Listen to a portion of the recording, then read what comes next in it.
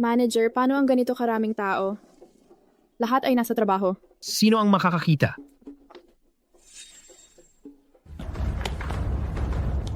Lumikas na kayo sa gusali. Sasabog na rito. Ilabas niyo itong siraulo sa lugar na ito. Seryoso ako? Sasabog dito sa alas 10. Sir, huwag naman po kayong magbibiro ng ganyan. Alas 9:50 na. 10 minuto na lang. Bilisan niyo, tawagin ang seguridad at palayasin itong siraulo. Seryoso ako? Kaya kong hulaan ang mangyayari sa hinaharap. Hulaan ang hinaharap, hulaan mo kung mapapalo ka o hindi. Hoy, anong nangyari? Vice President Shen? Ayos lang. Ikaw ang namumuno, di ba? May sasabihin ako sa'yo. Umalis ka dyan. Vice President Shen, nandito po ba kayo para pag-usapan ng kooperasyon sa ngalan ng Shenlu Group? Isang siraulo. Huwag niyo nang pansinin, aakyat na po tayo. Hindi pwedeng umakyat. Miss, sasabog na ang gusaling ito. Bilisan nyo, umalis na kayo. Siraulo nga talaga. Sa tingin ko, baka sinadya niyang magkalat ng chismis. Ibig sabihin, bilisan nyo tawagin ang seguridad para palayasin siya. Hindi kayo naniniwala, no? Patutunayan ko sa inyo. Tingnan nyo, ayon sa balita, sumabog ang gusali ng RNF sa alas 10. Nakita nyo ba lahat? Anong pinagtatawanan nyo? Patay na ang cellphone mo, hindi mo ba alam? Hindi ba nyo nakikita? Itim ang screen ng cellphone mo. Hindi pwedeng mangyari yon. Maliwanag na nakasulat, gusali ng RNF, sasabog sa alas 10, 32 ang namatay, 196 ang nasugatan. Hindi. Hanggang ngayon, nagkakalat ka pa rin ng chismis dito, gusto mo ng suntok? At iba pa, ulitin mo yung casualty coverage. Sabi rito, 30 katao ang namatay, 196 katao ang nasugatan. Ang tumpak parehong beses. Sa tingin ko hindi siya nagsisinungaling. Vice Presidente Shen, huwag kayong maniwala sa kanya. Mukhang chismoso talaga tong batang to. Bilisan nyo tawagan ng pulis at arestuhin siya. Mga Ginoo at binibini, mas naniniwala ako. Bilisan nyo, sabihan nyo ang mga tao sa building na lumikas na. Kahit na sa huli ay hindi magkatotoo ang sinasabi ko, ang nawala lang naman sa inyo ay ilang minuto.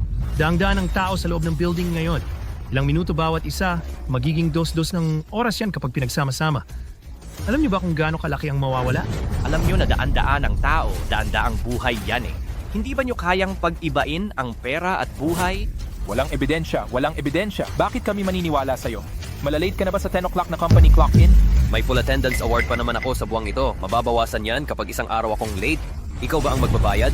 Nagmamadali lahat pumasok sa umaga. Huwag kang manggulo. Oo, umalis na tayo. Umalis na. Hindi naman sa hindi kayo makakaalis. Lahat. Isipin nyo ang mga magulang nyo, mga anak nyo, mga mahal nyo sa buhay. Kahit isa sa 10,000 lang ang tsansa na sumabog. Pero kapag nangyari, sira ang buong pamilya. Sa tingin ko may punto siya. Sige, kontakin ng security a manager para mag-check.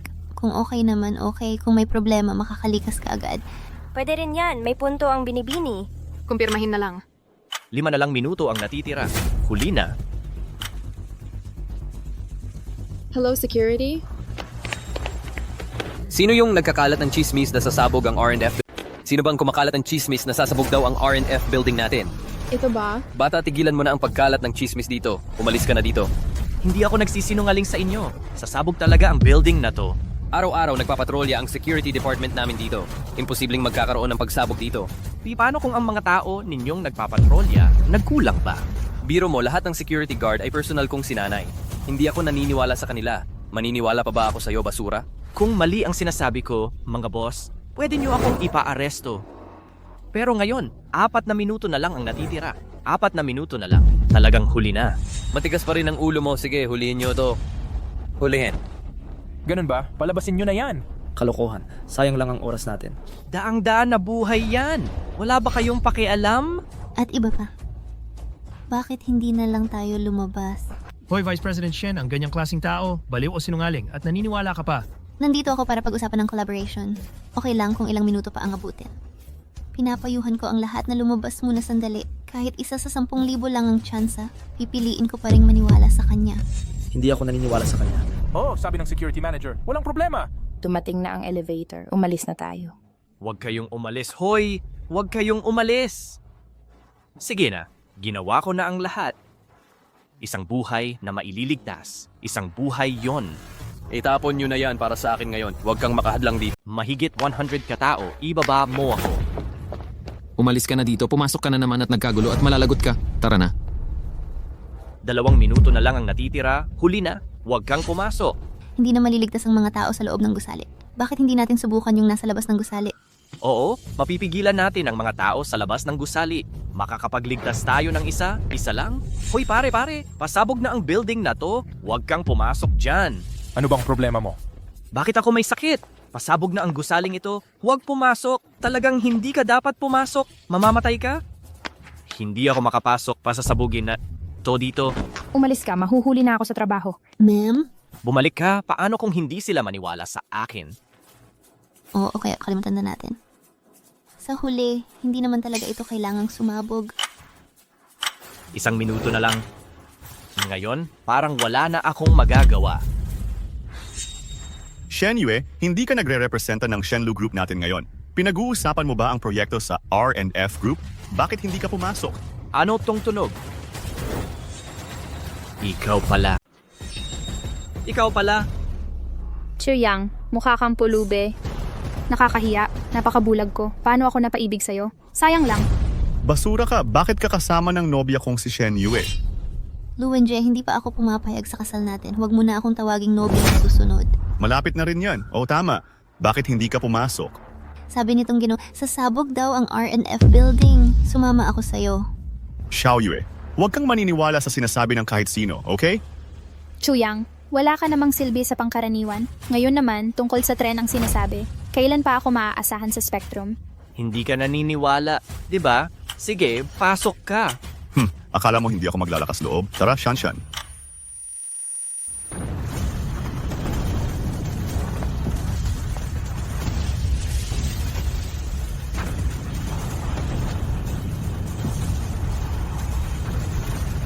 Talagang 10:00 nga.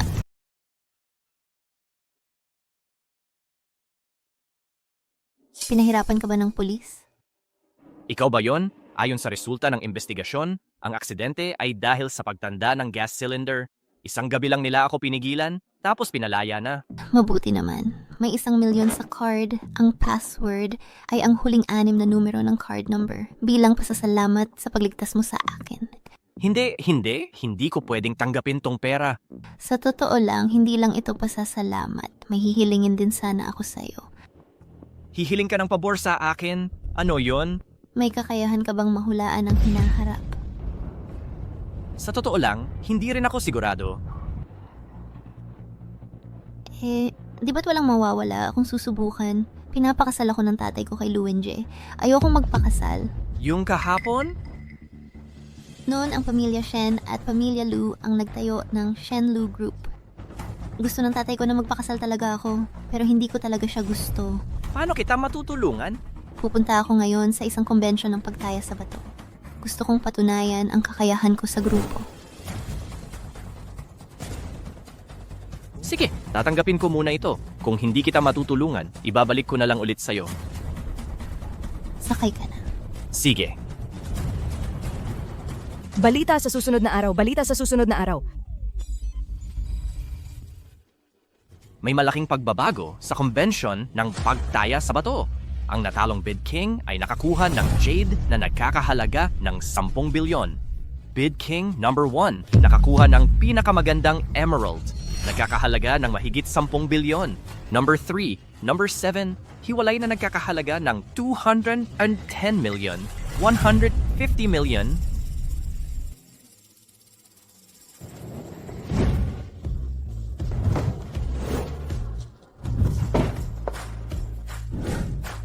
Anyways, gagawin kong 10 bilyon ang 1 milyon ko.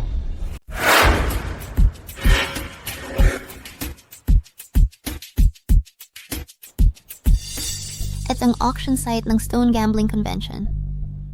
Pero hindi pa ito nagsisimula. Meron ding 4 na area sa outfield. A, B, C at D. Bukas buong araw, explicit bidding. Ano ang kailangan mong gawin ko? Tulungan mo akong pumili ng isang piraso. Meron akong 50 milyon sa kamay. Maliban sa number 1 king, pwede magbid sa ibang rough stones. Sige.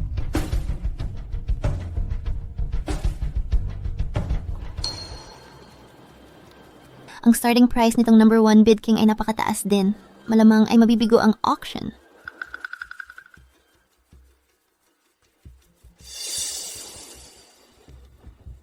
Okay, ito ang cam. Ibig mong sabihin gusto mong mag-bid ako para sa product number 3? Oh. No. 3 rough stone Jadiate valuation, 210 million. Karapat dapat din ako sa 1 million na ibinigay ni Miss Shen. Sige. Tingnan natin doon.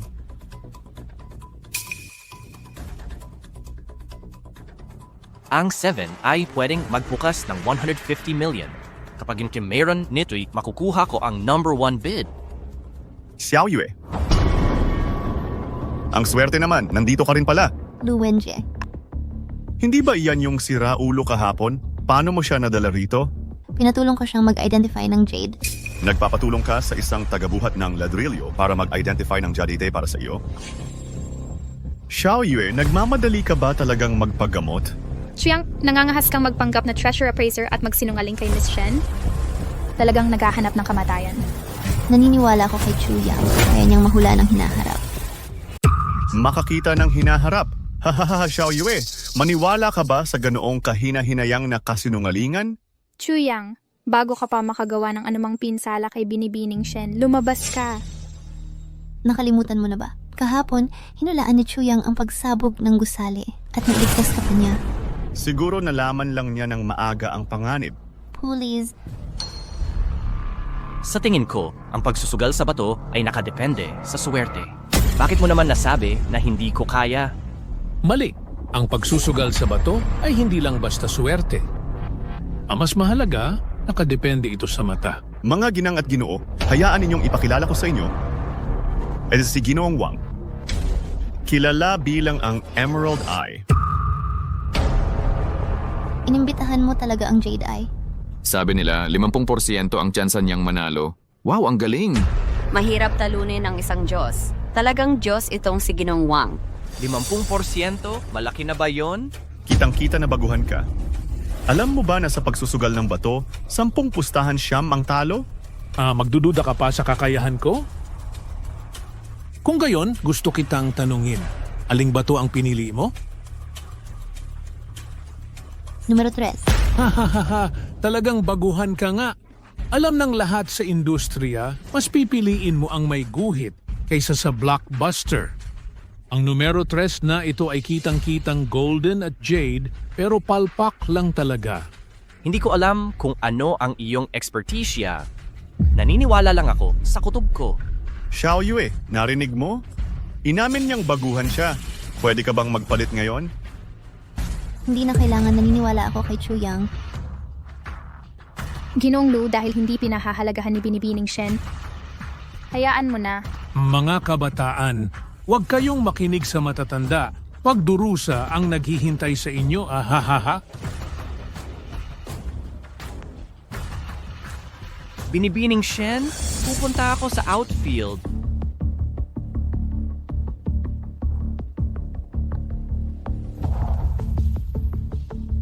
Gusto kong kumita ng kahit 20 milyon para makuha ang ticket para maging bilyonaryo.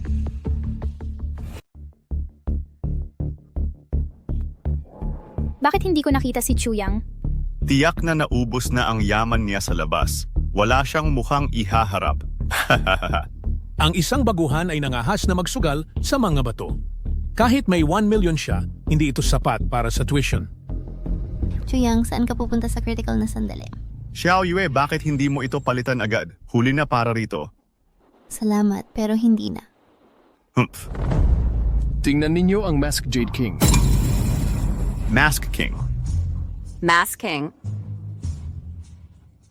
Yung rough stone number 7 ay akin na Narinig ko siya'y nananalo ng siyam sa 10 taya sa labas, kumita ng mahigit 20 milyon. Laging nakasuot ng maskara, kaya tinawag nila siyang hari ng maskarang Jade. Naririnig mo ba ako? Xiao Yue, siyam sa 10 taya ay panalo. Ito ang tunay na galing. Si Chu Yang, ang baguhan na umaasa lang sa swerte, walang-wala sa kanya. Ang hari ng maskarang ito, tiyak na estudyante siya ng isang master sa pag-appraise ng kayamanan. Hari ng maskarang tulisan, bakit siya mukhang si Chu Yang? Hahaha. Xiao Yue, ayos ka lang ba? Tingnan mo ang hari ng maskarang Jade.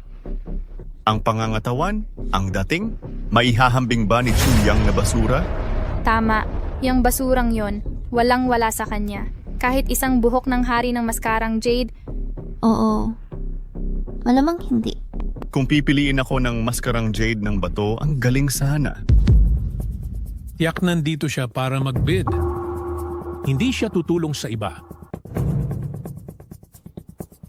nakikita mo? Papunta siya sa atin. Hindi kilala ng hari ng maskarang jade si Master Wang, di ba? Bilang ang Emerald Eye, normal lang na dumalaw siya bilang isang nakababata. Hahaha.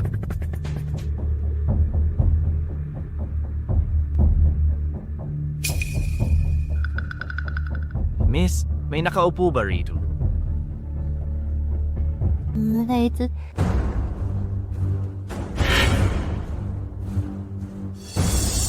Anong hari ng maskara? Ni hindi man lang niya kilala ang aking Jade Eye.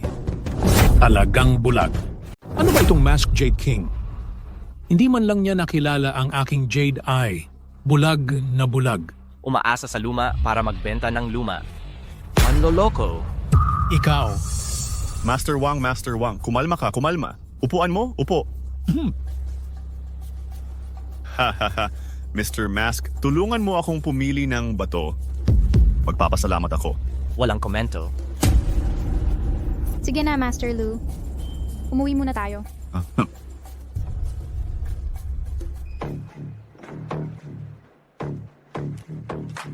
Mga pinagpipitagang bisita, maligayang pagdating sa Raw Jadestone Auction. Naniniwala akong nakita na ninyo ang 10 peeling rough stones. Hindi na tayo magdadaldalan. Magsisimula na ang auction. Ang una ay rough stone number 10. Panimulang presyo 280 million. 280 million. 280 million? May iba pa ba? Familiar ang profile niya. Master Lu. Bakit siya nakatulog? Nagpapahiya lang. Hindi siya nagbibid. Hindi rin ako magbibid. 290 million. 3 million. 350 million. Rough stone number 9. Panimulang presyo 360 million. 380 million. 4 million. 420 million. Hindi naman siya matutulog sa buong auction, di ba? Simulan na natin ang pagbibid sa ibaba. Rough stone number 7. Panimulang presyo 5 million. May 5 million ba? 5 million. 520 million. Ay 20 million, 520 million. May iba pa bang kailangan? 520 million. 550 million. 550 million, 550 million. Ang kasalukuyang pinakamataas na presyo, 550 million. May iba pa bang kailangang itaas? 10 million. Ayon sa hula, ang 7 ay nagkakahalaga ng 150 million. Panalo na ako. Nagtaas ng presyo ang Mask Jade King. Talagang pambihira. Di ko na kaya, susuko na ako. Ang batong ito, kahit may makuhang jadite, hindi magandang klase yon. Abot lang sa 20 milyon ang bentahan. Mga tanga lang. 11 million. Ginoong Lu. Ayaw pa ba niya? Hayaan mo siyang magtaas.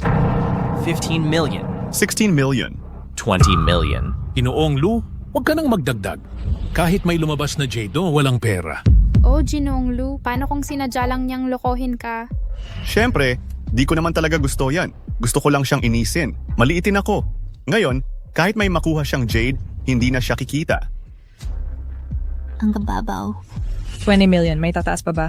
20 million, sino pa ang maglalakas loob na tumaas?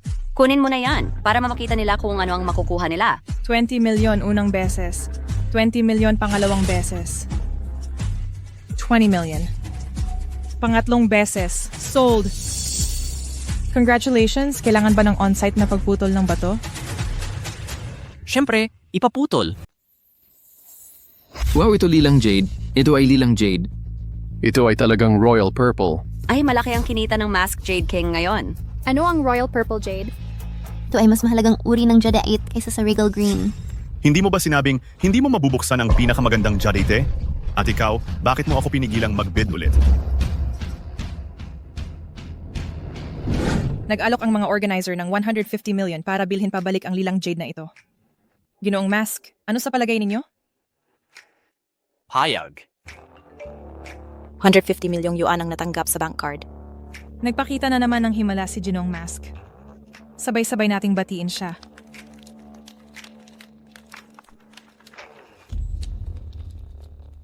Simulan na natin ang pagbid para sa ating rough stone na numero 3. Ang starting price ay 15 million. 15 million. 15 million. 15.5 million. 16 million. 16 million. 20 million. 20.5 million. 20.5 million. Ang kasalukuyang pinakamataas na presyo ay 20.5 million. 25 million. 25 million sa unang pagkakataon. 25 million pangalawang beses. Hindi na. Kahit na sabi ni Master Wang hindi maganda ang material na ito. Oo, lahat ay sinabi na ni Master Wang. Mas gugustuhin ko pang bumili ng linya kaysa piraso. 25 million. Pangatlong beses, tapos na ang deal. Wala talagang pakialam ang King of Mask Jade sa numero 3. Talaga bang ganito ang pirasong ito gaya ng sinabi ni Master Wang? Basura lang ito. Maligayang bati, Miss Shen. Kailangan mo ba ng on-site na pagputol? Calcite. Wow. Tama nga ang hula ni Chuyang. Paano nangyari yon? Tumaas din ang numero 3. Swerte ba talaga yung basurang yan? Maligayang bati, Miss Shen. Tumataas kahit papaano ay dagdag na 200 milyon ang pirasong ito. Wow. Maraming salamat po. Maraming salamat po. Hindi ba nakita ng Mask Jade King na tataas ang numero 3? Hoy, tama ka. Pagkatapos ng lahat, mahirap para sa mga Diyos ang masira ang 1 pulgada ng Jade. Ang auction para sa rough stone na numero 2 ay magsisimula sa ibaba. Ang starting price ay 20 million. 20 million. 21 million. 22 million. 22 million, gusto mo bang dagdagan ang presyo? Ayon sa hula, ang numero 2 ay lubusang masisira, malulugi ang bumili. 30 million. Muling kumilos ang Mask Jade King. Available din ba ang numero 2? Huwag kang mag-alala, hintayin mo lang. Master Wang, ano na ngayon? Dagdagan. 31 million. 40 million. 40 million ng isang beses. 50 million. Natatakot ka ba? Pwede mong dagdagan. Maligayang bati kay Master Lu sa paggastos ng 50 milyon. Nabaril ang isang walang kwentang bulok na bato. Walang kwentang bulok na bato. Imposible. Ngayon, bigyan mo ako ng countdown. Ano pa ang ginagawa mo? 50 million sa unang pagkakataon. 50 million pangalawang pagkakataon. 50 million pangatlong pagkakataon. Deal na. Putulin ang mga bato. Bigyan mo ako ng mga bato na yan agad.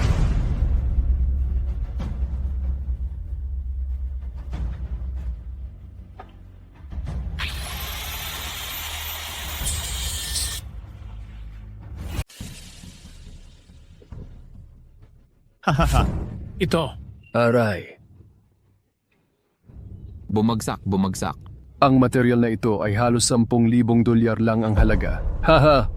Naiintindihan ko na ngayon. Ginong Mask, ito ay para maghigante kay Binatang Lu. Sinadya niyang itaas ang presyo. Anong kaparusahan? Niloko mo ako ng 50 milyon. Kailangan kong humanap ng paraan para makabawi sa'yo. Talagang sarili mong ginawa yan. Shen Yue, ikaw. Simulan na natin ang pinakahihintay sa subastang ito. Bato bilang isa. Ang panimulang presyo ay 100 milyon.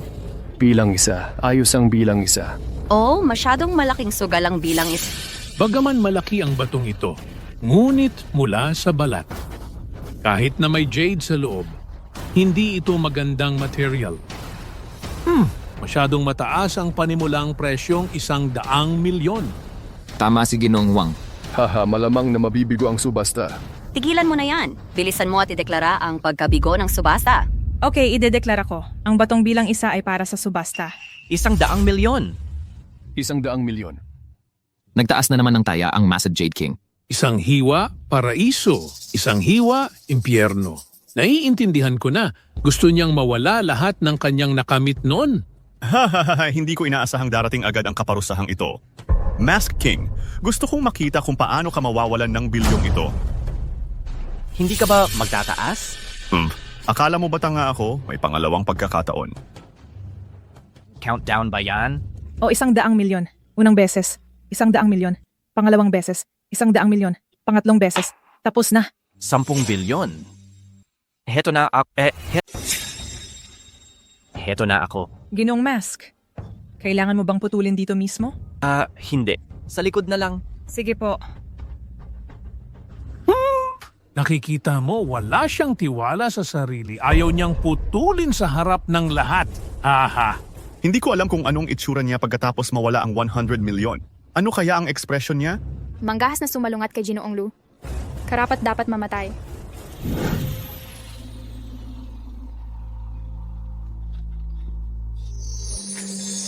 Diyos ko, ito ay... Sasabihin ko agad sa boss. Hello po, boss. Pakidali-dali po sa auction site. Isang jade na sapat para magkaroon ng lugar sa kasaysayan. Inaasahang nagkakahalaga ng hanggang 10 bilyon. 10 bilyon. Sigurado. Bakit hindi pa bumabalik iyang Mask Jade King? Sa tingin ko, bumagsak ang taya, walang hiya, tumakas. Oy kabataan, hindi kayang tiisin ang pagkabigo. Normal lang. Salamat sa paghihintay. Kumusta? Tumaas o bumaba? Oh, sabihin mo sa amin. Ano ang sitwasyon? Bakit nakabalot ng pulang tela? Tumaas ba talaga? 1 bilyon iyon. Paano pwedeng tumaas ang taya? Sa tingin ko, bumagsak ang taya. Ayaw niyang ipakita sa lahat, di ba?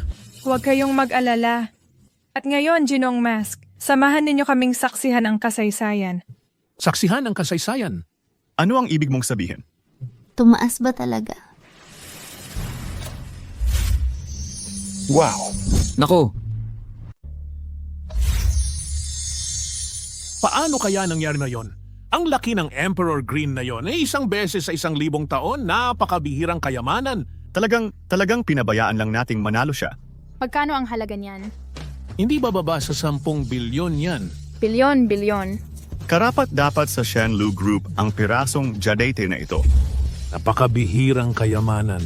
Hindi ito para sa mga ordinaryong tao. Malamang nanloloko ang batang to. May paraan siya, sigurado. Alam na niya ang halaga ng bato bago pa man. Oo, may daya talaga dito. tama. Tama si Master Lu. Lahat ng natalo namin napunta sa kanya. Baka matagal na siyang nagtutulungan sa mga organizer. Sa sarili kong kakayahan, ako nanalo. Natalo kayo, kasalanan nyo yon, sa malas nyo. Bakit kayo nag-iingay dito na parang mga walang kwenta? Bata, makinig ka. Lahat ng tao dito, sila ay mga kilalang boss sa mundo ng Jade. Kahit si Master Wang, hindi basta-basta makikipag-away. Sasabihin ko sa'yo, isauli mo ang pera namin. Akala ko alin kayang master ng treasure appraisal ang guro nitong batang ito? Tingnan mo ang mukha niyang sakim at makasarili. Siyempre hindi. Buong araw nakamaskara. May problema yan sa tingin ko. Oh, tanggalin mo ang maskara. Tanggalin. Tanggalin mo. Tanggalin. Hindi ko naman sinabi kung sino ako bilang isang dakilang alagad. Hula-hula lang iyon ng matandang iyon. Tungkol sa maskara, ang malaking boss sa likod ng Stone Gambling Convention, ayon kay Joseong, ang mga bidder ay may karapatang panatilihing lihim ang kanilang pagkakakilanlan. Sasalungat ka ba sa kanyang mga salita? Hoy, huwag mong gamitin si Ginoong Xiong para takutin ang mga tao.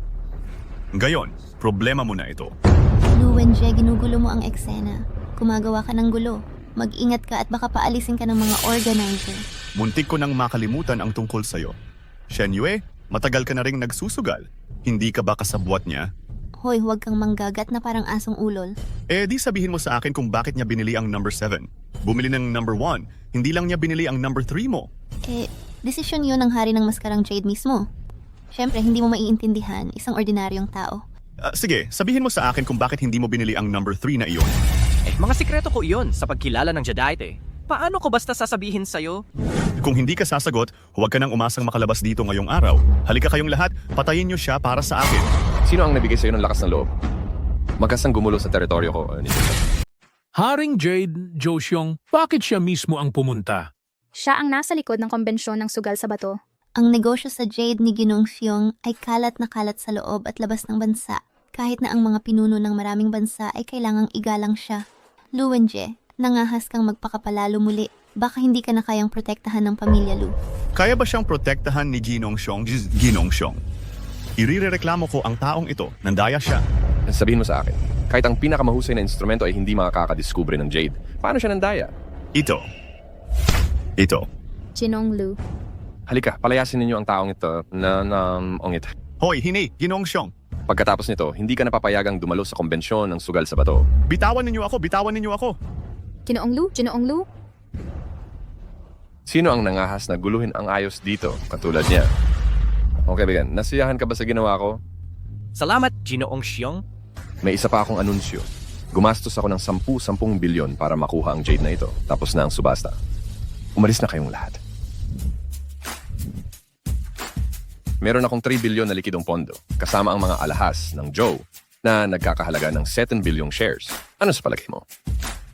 Siyempre, walang problema. O, tama, Ginoong Xiong, pakisikreto ang pagkakakilanlan ko. Huwag kang mag-alala. O nga pala, paano mamaya? Tawagin mo na lang akong Kuya Joe. Sige, salamat, Kuya Joe.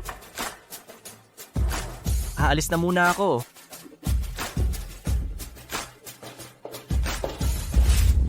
Boss, nabalitaan ni Jinong Hong ang insidente ng Mask Jade King. Gusto niyang makipagkita sa kanya. Ginoong Hong. Balita sa kinabukasan. Noong Marso 23, si Hong Darong, ang pinakamayamang lalaki sa lalawigan ng Jiangnan, ay dumalo sa isang handaan sa Kaarawan, hindi sinasadyang nakakain ng cake na may halong jam na nagdulot ng matinding allergy na matay matapos mabigong ma-rescue. Handaan sa Kaarawan naging lamay. Anong kinalaman ko dyan?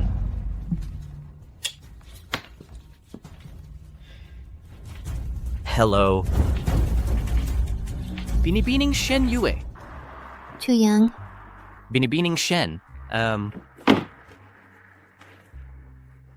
Anong meron? kahapon sobrang busy ako para sabihin sa'yo yung rough stone na numero 3 na tinulungan mo akong piliin. Pagkatapos buksan, biglang tumaas ang halaga at kumita ng halos 200 milyon. Eddie, congratulations sa'yo. Binibining Shen, mukhang hindi mo na kailangang pakasalan si Lu Wenji. Talagang hindi na ako kailangang magpakasal. Pero gusto akong makipagkompetensya ni Lu Wenji sa posisyon ng general manager. Hindi ako pwedeng matalo sa kanya. Itong si Lu Wenji, talaga namang... Nagset ako ng appointment sa kanya, sabay tayong pumunta sa handaan ni Ji Hong ngayong araw. Kung sino ang makakatulong sa grupo para magkaroon ng mas malaking benepisyo, siyang uupo sa upuan ng chairperson. Gusto kitang isama. Sibay Hong. Si Hong Darong, ang pinakamayamang lalaki sa lalawigan ng Jiangnan. Si Hong Darong, ang pinakamayamang lalaki sa lalawigan ng Jiangnan, hindi sinasadyang nakakain ng cake na may halong jam na nagdulot ng matinding allergy na matay matapos mabigong ma-rescue. Handaan sa Kaarawan naging lamay. Kaming pamilya Shen at pamilya Lu, parehong gustong makuha ang pabor ni Ji Hong sa handaan sa Kaarawan. Mukhang gusto ng Diyos na pumunta ako. Sige, sasama ako sa'yo. Samahan mo muna ako sa antique shop. Regalo para kay Ji Hong. Sige.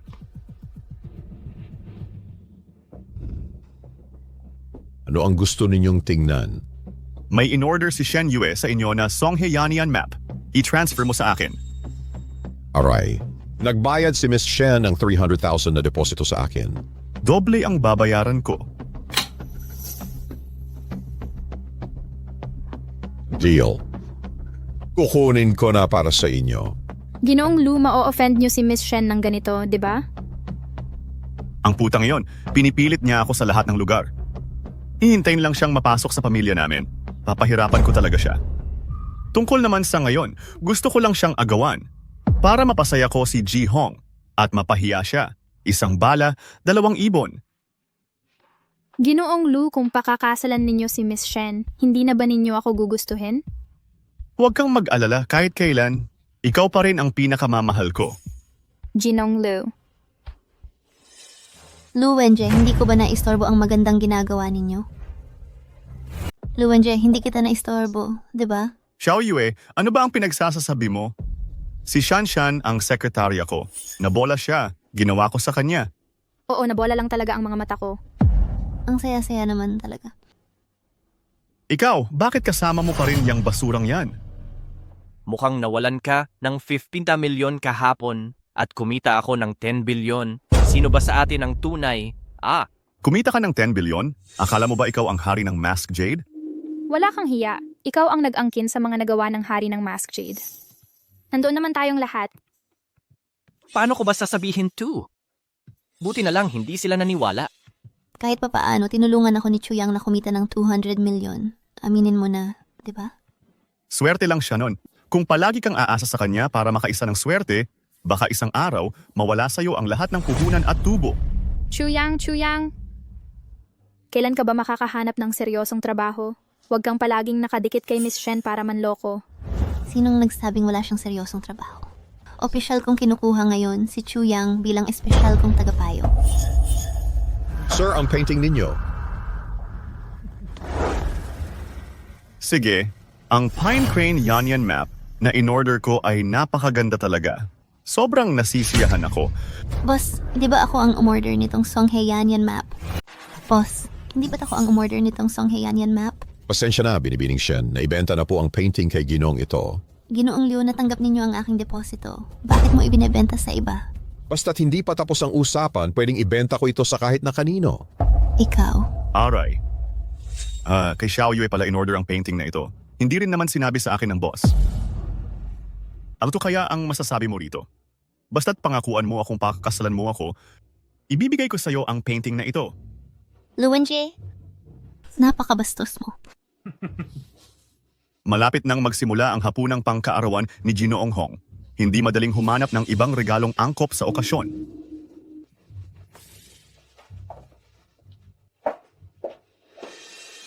It's 300,000 na deposito. Binibining Shen, hindi ko na kayo ihahatid. Sandali lang. Sapit na ang 300,000 na deposito. Ano, gusto mo pa ng dobling bayad pinsala? E di idemanda mo ako, pwede kitang samahan. Pero mukhang nagmamadali pa si Binibining Shen. Kaya ko, pero siya hindi. Chu Yang, baka pwede na nating kalimutan ito. Ganon ba? Ikaw, maghanda ka muna ng regalo. Hayaan mo na sa akin ang rito. Sigurado ka bang ayos lang? Kailan ba kitang binigo? Magkita na lang tayo sa kaarawan ni Ginoong Hong.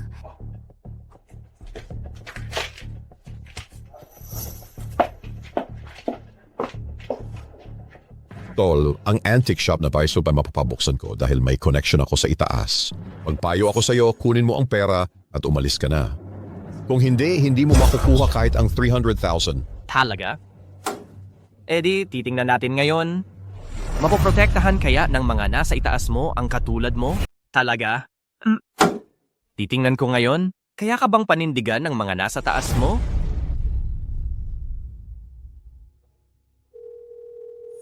Hoy Sir Joe, ako si Chu Yang. May kilala ka ba sa mundo ng Antigo? Siyempre, meron. Hindi mapaghihiwalay ang antigong jade na ito. Kaya, napadaan ako sa antique shop na ito. Mukhang may problema. Kailangan ko ng tulong mo para maayos ito. Ang lakas ng loob mong guluhin ng kaibigan ko. Hindi ko siya pahihintulutang kumain, maglakad-lakad man lang. Pakipadala sa akin ang address. Sige, salamat Sir Joe. Mr. Hong, ayaw mo bang makilala ako, ang kapatid ng hari ng Masked Jade? Punta ako dyan mamaya, parating na nga ako para hanapin siya. Pero paano naman ang kaibigan ko? Gusto niyang itago ang pagkakakilanlan niya. Kailangan ko muna siyang tanungin kung gusto niyang makita ka. Pasensya na sa abala, Sir Joe. Mahalaga siya sa akin. Hoy, bata! Hindi ka ba humingi ng tulong? Nasaan na ang mga tao? Aray, tamad na akong makipag-usap sa'yo ng kung ano-ano. Malis ka na ngayon. Huwag kang maglakas loob. Hari ng Emerald Master Xiong. Huwag kang magpakapal. Emerald King Master Xiong. Oy, Master Xiong, bakit ka pa pumunta dito sa tindahan? Napakalaking karangalan po. Narinig kong inasar mo ang kapatid ko. Kapatid mo? Ang magkapatid na Chu. Itsuayin mula sa Antique Society. Diretso sa kanyang i-report diyang problema ng tindahan na ito. Oy, sir, nagkamali po ako. Doble ang ibabayad ko sa deposito. Itaas mo ang kamay mo. Bigyan mo naman ako ng pagkakataon. Mali ka nga talaga, ni hindi ko nga pinapansin ang 300,000 na deposito. Ang usapan dito ay ang ugali mo. Ito ang ebidensya ng kanyang paglabag. Tingnan mo ang parusa. Nilabag mo ang kontrata. 10 beses ang multa ayon sa regulasyon at 1 taong pagsasara para sa pagwawasto. Wala na. Pangungulilat na ang tindahan ko. Huwag kang masyadong mayabang sa hinaharap. Brother Joe, alis na tayo? Ang kapatid na Chu. Kuya, paano naman ako? Mayroon akong bagay na kailangan ko ang tulong mo. Brother Joe, sabi mo? Ang pinakamayaman sa Jiangnan Province si Mr. Hong, narinig niya ang mga nagawa mo. Kahapon, sinadya akong hanapin, gusto lang niyang makilala ang Masked Jade King mo. Kung malalaman ni Mr. Hong na ako ang King of Masked Jade, sasabihin ko ulit sa kanya, namatay siya sa allergy sa jam sa kanyang birthday party. Brother Joe, akin na ito. Sige. Chuyang, baka wala akong oras para dumalo sa birthday banquet. Kuya Joe, ako na ang magdala nito. Sige. Chuyang, baka hindi na ako umabot sa oras sa birthday banquet. Sa totoo lang, pwedeng kitang ihatid diretso kay Ji Hong. Hindi mo na kailangang maghanda ng espesyal na regalo. Sa ganitong pagkakataon, pinapasaya mo pa rin ako. Gaano kalaki ng delay mo? Kasi minuto. Pwede bang magtanong?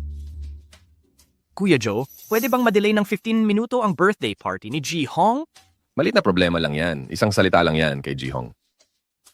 Narinig ko lang na nadelay ng 15 minuto ang birthday party ni Ji Hong. Huwag kang magmadali. Dahan-dahan lang. Talaga? Salamat, Chuyang. Magpapatay na ako ng tawag ngayon. Salamat, Kuya Joe. Gusto kong makita si Ji Hong pagkatapos ng birthday banquet. Pwede ba? Sige, hoy nga pala. Ito ang invitation letter para sa table 1. Salamat sa kabutihan ng loob, Kuya Joe. Binigay na sa akin ni Shen Yue ang invitation para sa table 2. Hindi ko na istorbo ang mabuting gawa ng kuya. Kuya Joe, ordinaryong magkaibigan lang kami. Lahat naman tayo may karanasan. Naiintindihan ko. Sige, alis na tayo.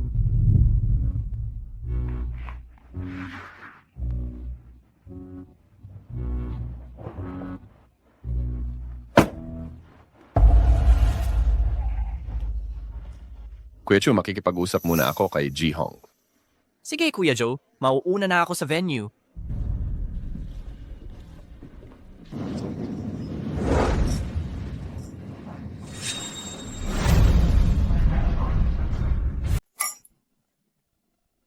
Master Lu, si Mr. Hong ang pinakamayaman sa lalawigan ng Jiangnan. Bakit siya napadpad sa ating Jiangzhou? Sa maliit na lugar na ito pa nagpa-birthday party. Hindi mo alam yon, di ba? Ang probinsya rin ni Mr. Hong ay ang ating Jiangzhou. May inihanda akong espesyal na regalo. Kung magugustuhan ito ni Mr. Hong, baka ako'y yumaman. Tiyak na mabigat ang regalo ni Master Lu. Master Lu, ilabas mo na at makita naman namin. Hindi naman ganon kalaki ang regalo. Pine Crane Yanyan Map. Pine Crane Yancheng Map. Talagang pangunahing pamilya sa Jiangzhou ang angka ng Lu. Talagang pambihira ang ginawa ni Master Lu.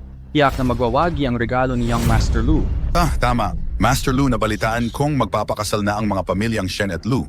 Bakit hindi sumama ngayon si Miss Shen Yue? Kumita siya ng kaunti sa Stone Gambling Convention na baliw na siya. Ang taong katulad niya, hindi ko naman siya gusto. Itong si Lu Wenjie, wala man lang sinabi tungkol sa sarili niyang problema.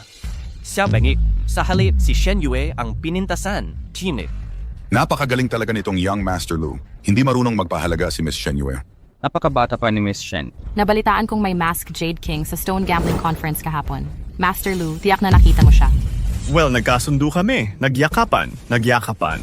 Talaga namang karapat-dapat sa Young Master Lu. Ang galing, ang galing. Hanga ako.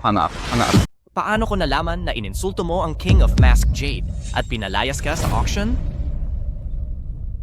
Walang kwenta. Hindi ka naman talaga pumunta sa auction. Saan mo narinig ang chismis? Ibig sabihin, huwag kang magkalat ng chismis dito. Nagsisinungaling ba? Kisave ako o ikaw ang nagsisinungaling nang nakadilat ang mga mata? Basura, dito ba ang lugar mo? Umalis ka na. Hindi ba ito ang birthday banquet ni Ji Hong? Alam mo, di ka nagmamadali. Hindi karapat-dapat ang mga tulad mo na pumasok dito. Mababa ang estado ko. Paano? Akala mo mataas ang uri mo? Chuyang. Ang mga mayayaman, sila ang nasa mataas na lipunan. Ang mga walang pera, mababa ang estado. Di mo ba naiintindihan ang simpleng katotohanan yan? Naiintindihan mo ba? Mga basurang tulad mo, magdudumi lang ng hangin dito? Lahat yan mahirap at maasim. Mas mabuti pang umalis ka na. Ito ang birthday banquet ni Ji Hong. Magmadali ka bago pa dumating si Ji Hong. O baka makatsamba ka sa kanya. Di ka makakakain at makakagala. Narito ako para sa birthday party ni Ji Hong.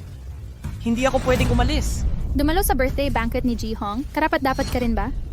Gusto mo pang makipag-upuan sa akin? Sino ang nagbigay sa iyo ng mukha? Galing kay Bibi Shen. Ang pamilya Shen at pamilya Lu ay dalawa lang ang natanggap na imbitasyon. Binigyan pa niya siya ng napakahalagang pagkakataon. Halatang walang kwenta siya. Napakahalaga pala ng liham na ito sa kanya. Ito ay pagitan ko at ni Miss Shen. Huwag kang makialam. Gago ka. Ano kaya ang kinalaman ng batang ito kay Miss Shen? Hindi naman siya magugustuhan ni Miss Shen, di ba? Just do may mag-go in there off believe it, ma'am. Peke siguro ang imbitasyong ito. Lumabas ka na ngayon din. Oo, peke ang imbitasyong ito. Zhao Xianshan. Magkamag-anak nga kayo ni Lu Wenjie. Tumutulong lang ako, hindi mahal. Anong pinagtatawa mo? Kung hindi ka alis, tatawag ako ng seguridad. Ang paggupit sa imbitasyon ay parang paggulo sa handaan. Sa tingin ko, ikaw ang dapat palayasin. Sige, ipapakita ko sa iyo ngayon ang kakayahan ko. Hello, Manager Chow. May nagkakagulo dito. Sino ang gumawa ng peking imbitasyon? Manager Chow.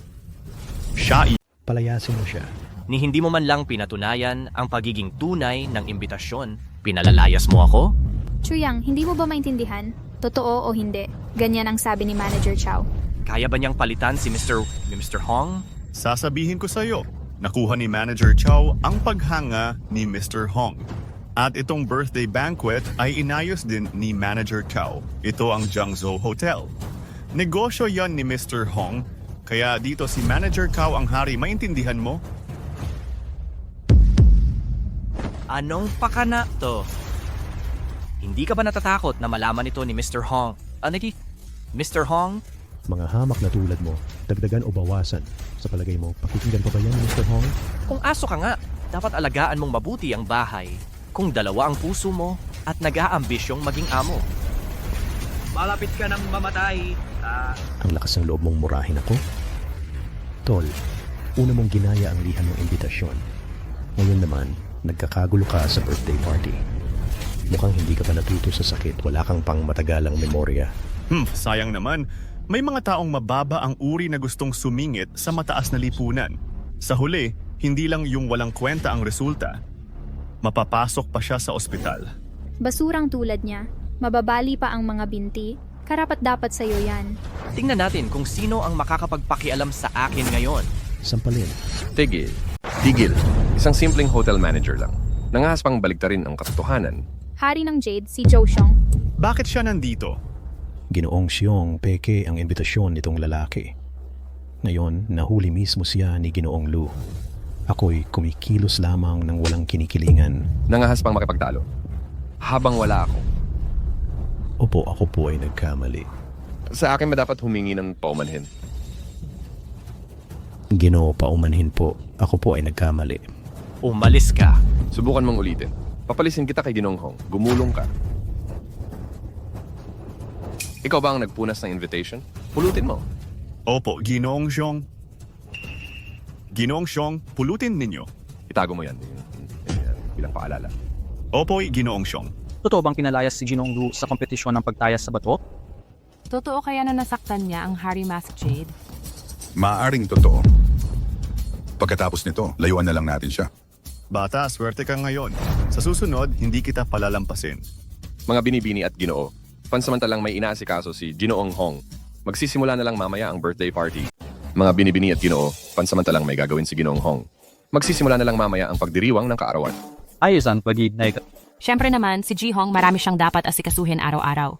Ang pagpunta ni Ji Hong dito sa Jiangzhou ay napakalaking karangalan na para sa amin.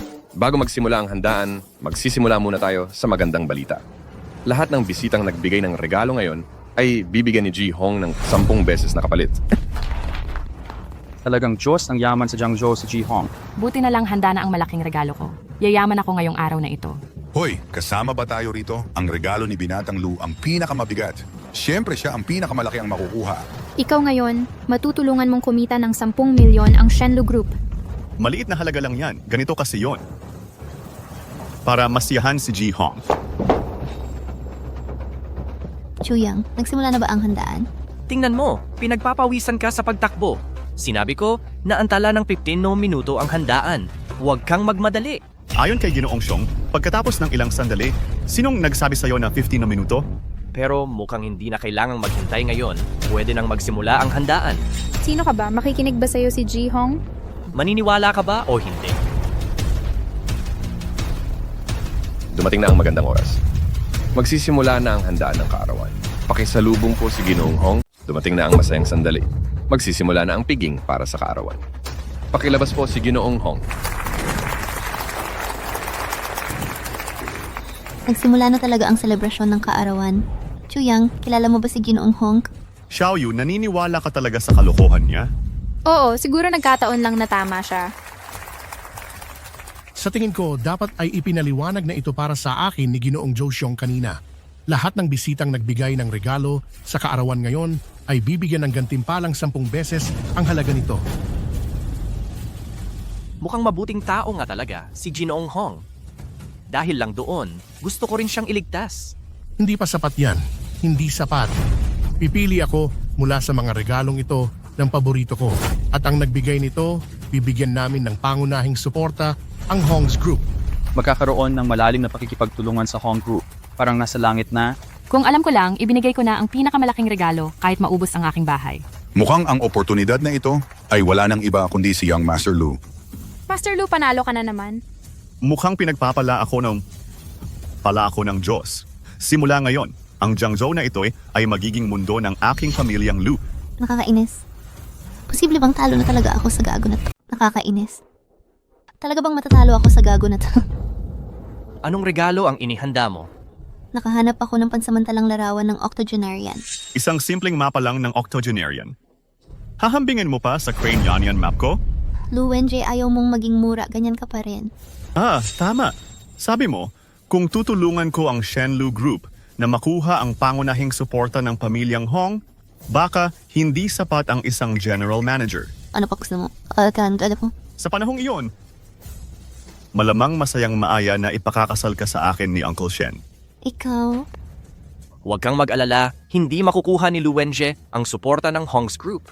Mga patay na basura maliban kay Young Master Lu, sino pa ang makakakuha nito? Ikaw? Oh, tama. Hindi ka ba natatakot na maputulan ng dila sa hangin? Ang magagawa mo ay mas mahalaga pa kaysa rito, isang mas angkop na regalo sa kaarawan. Siyempre. Chuyang, titigil ka na ba sa pagmamayabang? Hayaan mo akong magsabi ng isa pang bagay. Ang regalong gusto ko, paano naman ang presyo? Hindi naman kailangang pinakamahal. Basta't makakapukaw sa akin, iyon ang pinakamaganda. Ayos lang. Chuyang, hindi nakikita ni Mr. Hong ang halaga. May pagkakataon pa tayo. Rom, kahit hindi titingnan ng presyo, ang regalo mo ay hindi kasing ganda ng sa akin. Mula ngayon, may-ari nang iharap ang inyong mga regalo sa... Simulan na, mga minamahal na bisita. Ipagdiwang ninyo ang inyong kaarawan. Tayo na rin ang susunod. Sige na. Ang Jiangzhou Lu family ay nagpadala ng larawan ng Songhe Yanian. Nais kong mabuhay ng malusog at matagal si Ji Hong, mabuting kapalaran. Maganda. Naririnig mo ba ako? Labis na nasisiyahan si Ji Hong sa aking regalo. Ang pamilya Wang ay magpapadala ng isang pirasong Shoshan Stone bilang regalo. Ju Hong, Ji Furu Donghai. Ang pamilya Zheng ay nagpadala ng larawan ng kaligayahan at mahabang buhay. Nais kong maging malusog si Ji Hong. Anong gagawin ko? Parang regalo mula sa lahat ang pakiramdam ko. Halos pareho lang ang halaga sa aking octogenarian map. Natatakot ako na hindi ito mapapansin ni Ji Hong ngayon. Ang pamilya Hao ay nagpadala ng isang pares ng 8 immortal, cloud crane pattern na gourd bottles. Nais kong mabuhay ng matagal at masagana si Ji Hong. Aray, ang ganda. Huwag kang mag-alala. Hindi ba't sinabi ni Ji Hong ang lahat? Hindi mahalaga ang halaga. Basta't ito'y makapagpapahanga sa kanya. Malapit na ang turno mo. Maghanda ka?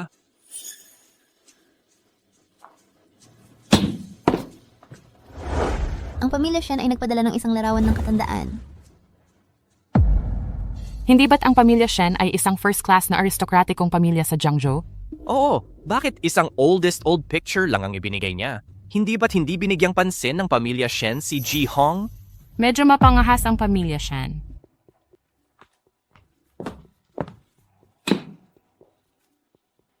Sa pagkakataong ito, baka kailangan kong magalit si Ji Hong.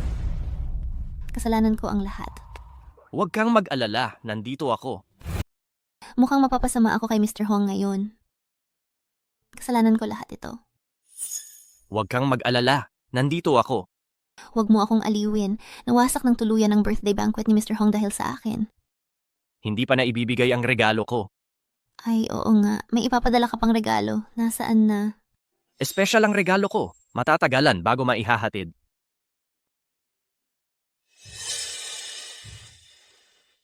Mr. Hong, bilang pasasalamat sa kabutihan ninyo, special kong ipinagawa ang 6 na palapag na fusho cake para sa inyo. Naway magdiwang kayo ng ika-60 na kaarawan, Liu Liu Dashun. May puso si Xiao Kao. Ang party, magaling. Labis akong nasisiyahan. Salamat po, Mr. Hong. Kain muna tayo ng cake. Ipapahayag ko ang resulta kapag tapos na ang cake. Sang-ayon ba ang lahat? Sige. Hindi pwede. Chuyang, ano ba ang sinasabi mo? Mag-sorry ka agad kay Mr. Hong. Talagang naghahanap ng kamatayan ang basurang ito. Nagpapapansin. Tingnan natin kung paano ka mamamatay mamaya. Pwedeng kumain ng cake ang lahat. Pero si Mr. Hong lang ang hindi. Birthday banquet ito ni Mr. Hong. Hindi siya pwedeng kumain ng cake. May sira ka ba? Halika, palabasin niyo ang gulugurong ito. Ang bilis nyo akong gustong paalisin. Natatakot ka bang mabuko ko ang balak mo? Huwag ninyong pakinggan ang kalokohan niya. Hilahin siya palabas. May halo itong jam. Kapag kinain ito ni Ginoong Hong, mamamatay siya dahil sa allergy.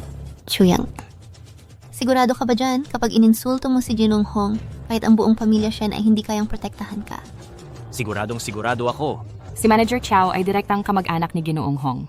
Paano niya magagawang saktan si Ginoong Hong? Oh, imposible yan. Galing sa mental hospital, tong taong to, no? Kung magloloko ka kay Ginoong Hong, hintayin mong ipagbawal ka ng mga pangunahing pamilya sa Jiangsu. Chuyang, sinadya mo talagang magpakasakit. Ano pang ginagawa ninyo? Palabasin na natin tong baliw na to. Sandali lang. Kunin ang personal kong doktor. Ginoong Hong, paano kayo makikinig sa kalokohan ng baliw na to? Patingnan doon natin, hindi naman magtatagal. Sige na.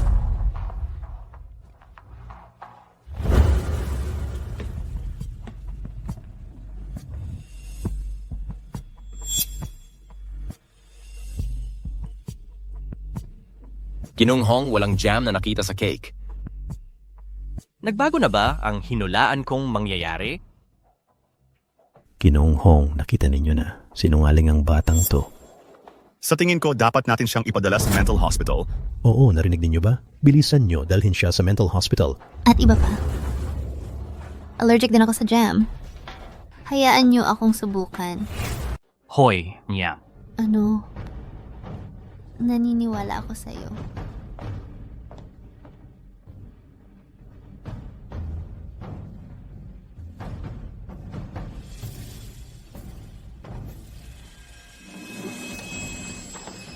Hoy. Ayaw ka lang ba? O, okay lang, kinain ko lang ng kaunti. May gamot ako sa allergy. Bigyan mo ako ng kagat. Ginoong Hong, huwag kayong maniwala sa kanila. Nagsinungaling sila sa'yo. Ginoong Joe, pakiusap, pumunta ka na mismo. Kunin mo ako ng doktor.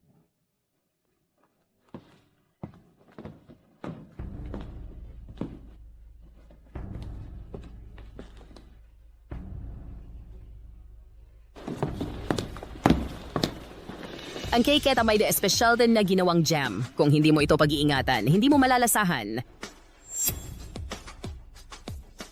Paano niya nalaman na may jam sa cake? May espesyal ba siyang kapangyarihan? Sa tingin ko, may problema rin siya. Maaari ba akong manghula ng hinaharap? Sobrang sensitibo ako sa lasa ng jam. Naamoy ko ito at sinabi kay Chuyang. Ah, tama. Sabi sa akin ni Shen Yue. Ah, ganun ba? Kayong dalawang taksil na kumakain sa loob at labas. Ang lakas ng loob ninyong lasunin ako. Halika. Imbestigahan ninyo ito para sa akin. Sino ang nasa likod nila? Dalhin ninyo sila. Ginoong Hong, kailangan ninyong maniwala sa akin. Talagang hindi ko sinasadya na saktan kayo. Maaari pa ba kitang pagkatiwalaan? Umalis ka? Patawarin mo ako, Ginoong Hong. Patawarin mo ako, Ginoong Hong. Binata, salamat sa inyong dalawa sa pagligtas ng buhay ko. Ipinahahayag ko, ang Shenlu Group ay nakatanggap ng pangunahing suporta mula sa aming Hong Group. Ipinahahayag ko, ang Shenlu Group ay nakatanggap ng mahalagang suporta mula sa aming Hong Group. Salamat po, Ginoong Hong. Salamat po, Ginoong Hong. Ang pamilyang Shen Natitong basibistaan ng pamilya sa Jiangzhou sa hinaharap. Ang Shenlu Group ay magpapaunlad. Mang Bahabin Ting Lu ay ma-ordering humiram ng lahat. Ako dapat iyon. Nakakainis, bakit siya palaging napakaswerte? Binata, maaari ka bang sumama sa akin? Alam niya kung sino ako. Hindi ko sinabi yon.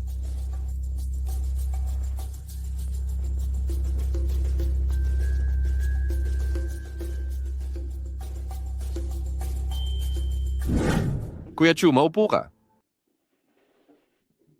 Kanina sa handaan, nabayaran ko na ang maliit na babae ng pamilyang Shen Binata. Sabihin mo sa akin, anong gantimpala ang gusto mo? Para pala bayaran ako. Ginoong Hong, sapat na ang pagbabayad mo kay Shen Yue. Wag na lang. Ako, si Hong Darong, ay hindi taong hindi marunong tumanaw ng utang na loob. Paano kung ganito? Ibibigay ko sa iyo ang 5-star hotel na ito sa Jiangzhou. Napakahalaga. Kung gayon, salamat po, Ginoong Hong. GT Hotel Alais Sunit Itsulsanbag iisang 5-star hotel sa Jiangzhou. Nagkakahalaga ng hindi bababa sa 1 bilyon, ngunit parang wala kang pakialam sa iyong itsura, ha ha ha. Kumusta naman si Kuya Chu? Bilyonaryo siya. Ang 10 bilyong ito ay talagang wala sa kanya. Kuya Zhou. Kuya Chu, iniligtas mo si Ginoong Hong, ano pa ang itinatago? Siya kaya ang Haring Mask Jade na binanggit mo? Tama, siya nga. Ito. Nakakatakot talaga ito. Ay, paano kaya ito? Ibitin siya ko ito sa Jiangzhou Enterprise 100 bilyon na pondo para sa suporta, lahat ay para sa iyo. Ikaw na ang bahala. 100 bilyon. Hindi ko kayang hawakan ito. Sa tingin ko, mas mabuti kung ikaw mismo, Ji Hong, ang pumunta sa Zhenjiangzhou. Boy. Ang kaya nangyari sa birthday party na ito, halatang may gustong pumatay sa akin. Kailangan kong umuwi at alamin ang totoo. Sa iyo na muna ang lahat dito. Hindi ako nag-aalala. Dati akong tagabuhat ng ladrilyo. Hindi ako karapat-dapat. Ubuwak kakayan ay maaaring paunlarin ng paunti-unti. Ang ugali ay mahirap sabihin. Ji Hong, ano ang tingin ninyo kay Kuya Zhou? Mabuting tao. Sapat din ang kakayahan. Mas angkop kaysa sa akin. Kuya Chu, palagi akong tumatakbo sa iba't ibang lugar. Nasanay na ako. Sabi mo'y manatili ako sa Jiangzhou ng palagian. Hindi ko kaya yon. Paano kung mag-iwan ako ng tao para tulungan ka, Secretary Lee?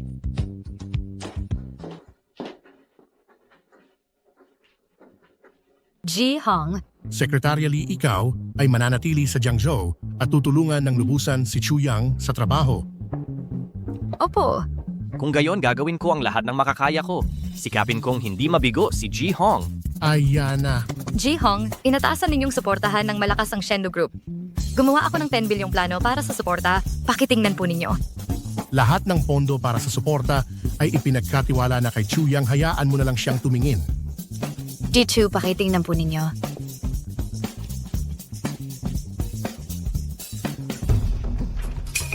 Bakit walang laman ang POC column ng Shenlu Group? Ito ang sumusunod. Gino Chu, ano naman ang masasabi mo dito? Kailangan mong magbigay ng detalye. Ang gayon, si Shen Yue. Sa simula, gusto ko sanang suportahan kayo sa pagpapasigla ng Jiangzhou. Ngayon, parang pareho lang ang pagsuporta sa Shenlu Group. Siyempre naman. Yung magkapatid na Chu, sobrang atentibo niya kay binibining Shen Yue. Hoy, baka naman. Malapit na tayong mag-inuman para sa masayang okasyon. Sige, dadating ako ng maaga at magdadala ng malaking regalo. Yumaman at magpakaganda. Hindi ako nananaginip.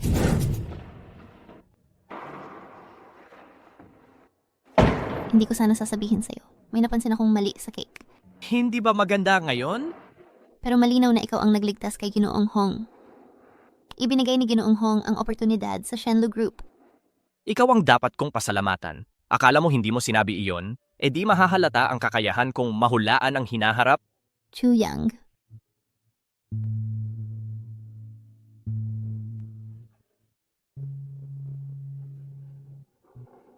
Pero wala ka bang nakuha?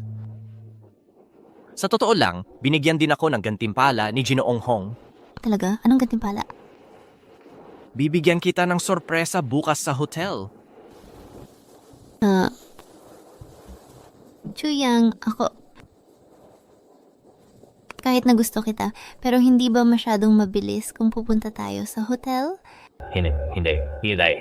Hindi iyon ang ibig kong sabihin. Gusto lang kitang ilibre ng pagkain. Gago, sa Jiangzhou Hotel ka dapat kumain. Walang restaurant sa Jiangzhou Hotel. Hoy, pareho lang iyon. Galit na galit. Chu Yang, Shen Yue, hinayaan ko na namang manalo kayong dalawa. Mr. Lu, huwag kang magalit. Yung Shen Lu na ito ay hindi galing sa Shen family group. Ang pamilya Lu ay pwedeng kumita dito. Ano ba ang alam mo? Si Shen Yue, nasa likuran na siya ni Mr. Hong ngayon. Mas lalong hindi siya papayag na pakasalan ako. Hindi malambot. Pwede kang gumamit ng lakas. May paraan ka.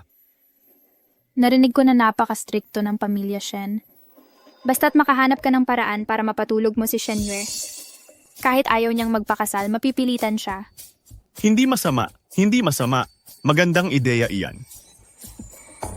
Kailangan kitang gantimpalaan ng maayos. Lu Xiao, nakakainis ka.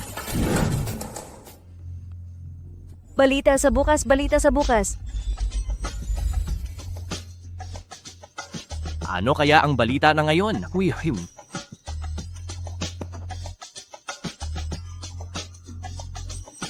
Noong Marso 24, dinukot si Shen Yue, isang magandang babae sa Jiangzhou City. Ginahasa sa Jiangzhou Hotel. Pagkatapos, nagpakamatay si Shen Yue sa kahihiyan. Ginahasa at nagpakamatay si Shen Yue.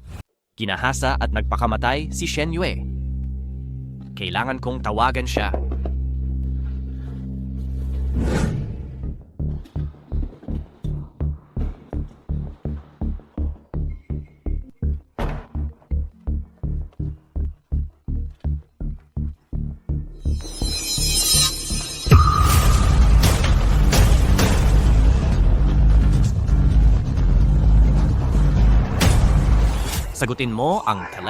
Sagutin mo ang telepono. Tapos na, hindi kaya kumilos ng maaga ang mga kidnapper? Oh, ang address. Kinidnap ang magandang vice-presidente ng Jiangzhou na si Shen Yue. Ginahasa sa Jiangzhou Hotel. Sekretarya Lin, may kumuha kay Shen Yue papunta sa Jiangzhou Hotel. Ilunsad mo ang lahat ng tao ngayon para iligtas siya agad para sa akin. Opo. Ikaw, ang unang makakita sa akin ay gantimpalaan ng 1,000,000. Opo.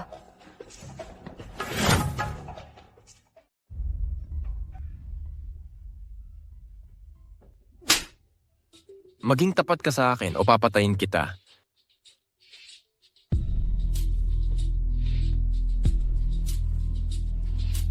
Boss. Naihatid na ang kalakal. Maaari ka nang pumunta para tanggapin. Una, aliwin mo muna siya. Pagdating ko, saka mo na lang enjoyin yan. Shen Yue, gaano man kalakas ang paglaban mo, hindi ka makakatakas sa akin. Hahaha.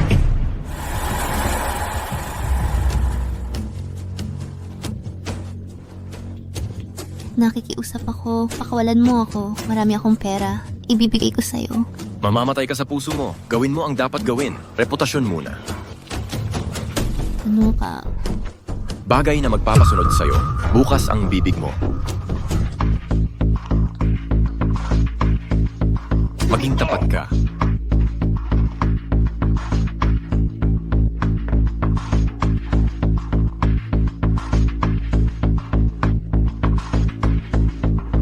Hayaan mo muna akong magpalamig. Tumahimik ka, papatayin kita kapag tumawag ka. Sino?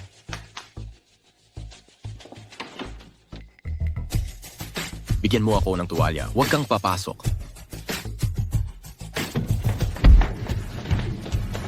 Shen Yue. Okay ba siya? Dapat hindi sinaktan si Miss Shen. Pero koma siya ngayon. Nakontak ko na ang doktor. Sitahin mo, sino ang umutos sa iyo, base? Bibigyan kita ng huling pagkakataon. Ikaw, binaril mo ako. Makukulong ka rin.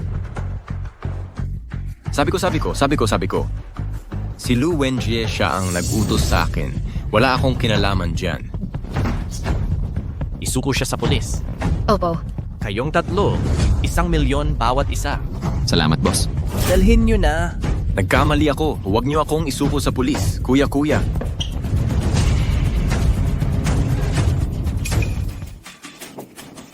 Shen Yue, kumusta ang pakiramdam mo? Chuyang, ang init ng pakiramdam ko. Shen Yue, malapit na ang doktor. Magtiis ka muna. Chuyang, gusto mo ba ako? Ako.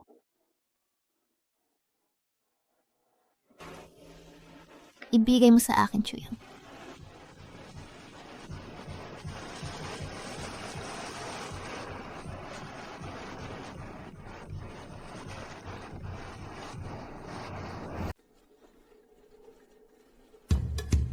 Pasensya na po, sir. May aksidente po sa hotel.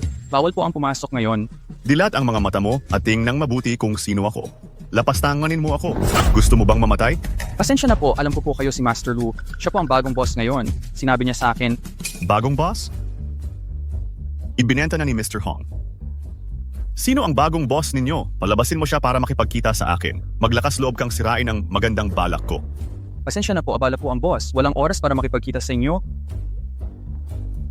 Ang sakit, kuya. Dahan-dahan lang. Bilisan mo.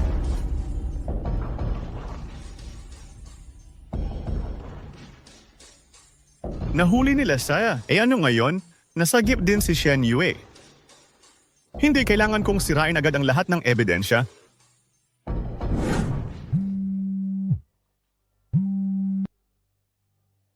Ano? Boss, sinira ni Lu Wenjie ang lahat ng ebidensya. Wala nang paraan para mahuli siya. Sige, ganun ba? Chuyang, Narito ako. nahanap na ba ang nagkidnap sa akin? Huwag mo nang isipin yan. Ako na ang bahala dito. Si Lu Wenjie ba yun? Si Lu Wenjie yon, pero yung pangunahing ebidensya, hindi pa rin nahahanap. Magpahinga ka muna. Chuyang, salamat. Nagdesisyon na ako. Uuwi ako at haharapin ko si Papa. Tara na. Ang huli na ngayon. O bukas na lang. Medyo may konsensya kasi ako. Baka putulin ako ng kutsilyo ng papa mo. Hindi mangyayari yun. Matulog ka na.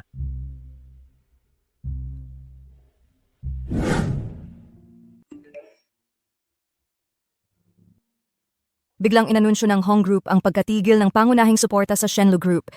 Pagkalabas ng balita, nag-panic selling na ang mga investor. Hong Group inanunsyo ang pagkatigil ng pamumuhunan sa Shenlu Group. Ano kaya ang mangyayari ngayon? Hayaan mo na. Isang hakbang na lang muna tayo.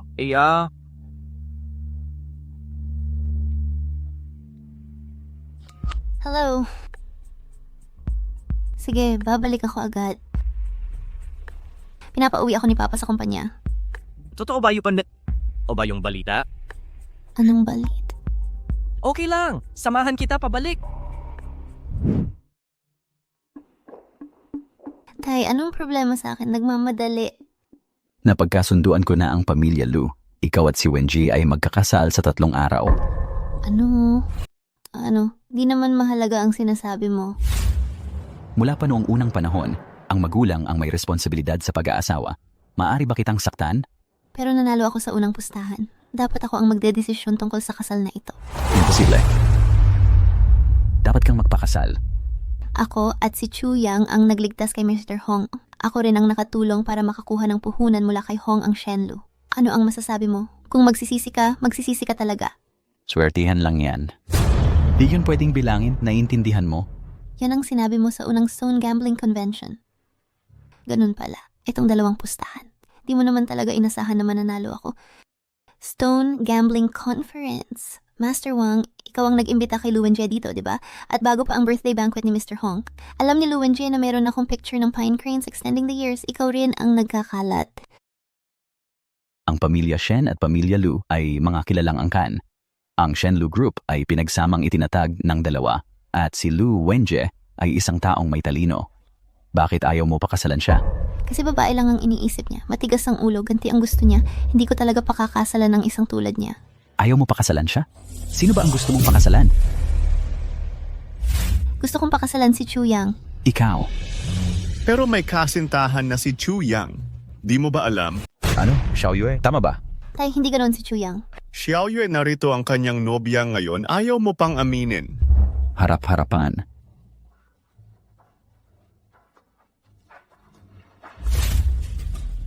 Director Shen, ako ang kanyang nobya. Akala ko wala siyang kwenta, pero kahit papaano, tapat at maaasahan siya. Pero hindi ko inaasahang gusto niyang magkaroon ng dalawang relasyon. Sabihin mo kay Miss Shen na huwag na siyang lokohin pa nito. Ikaw na batang ito, ang lakas ng loob mong lokohin ang anak ko. Te, hindi kailanman nagsinungaling sa akin si Chu Yang. Tumahimik ka. Ako po. Tito Shen, sa totoo lang, kami nga ni Zhao Shanshan dati. Pero nalaman ko na nakikipag-ugnayan pala siya kay Lu Wenji. Kaya ngayon, gusto ko nang iwanan ang kasunduan. Chu Yang, walang kwenta ka, ang lakas ng loob mong siraan ako. Gago, pinagtripan mo ako, maniwala ka o hindi, isasakdal kita sa paninirang puri. Noong nasa antique store kayo dalawa nung isang araw, ang sweet-sweet nyo pa. Akala mo hindi ko nakita? Tama na.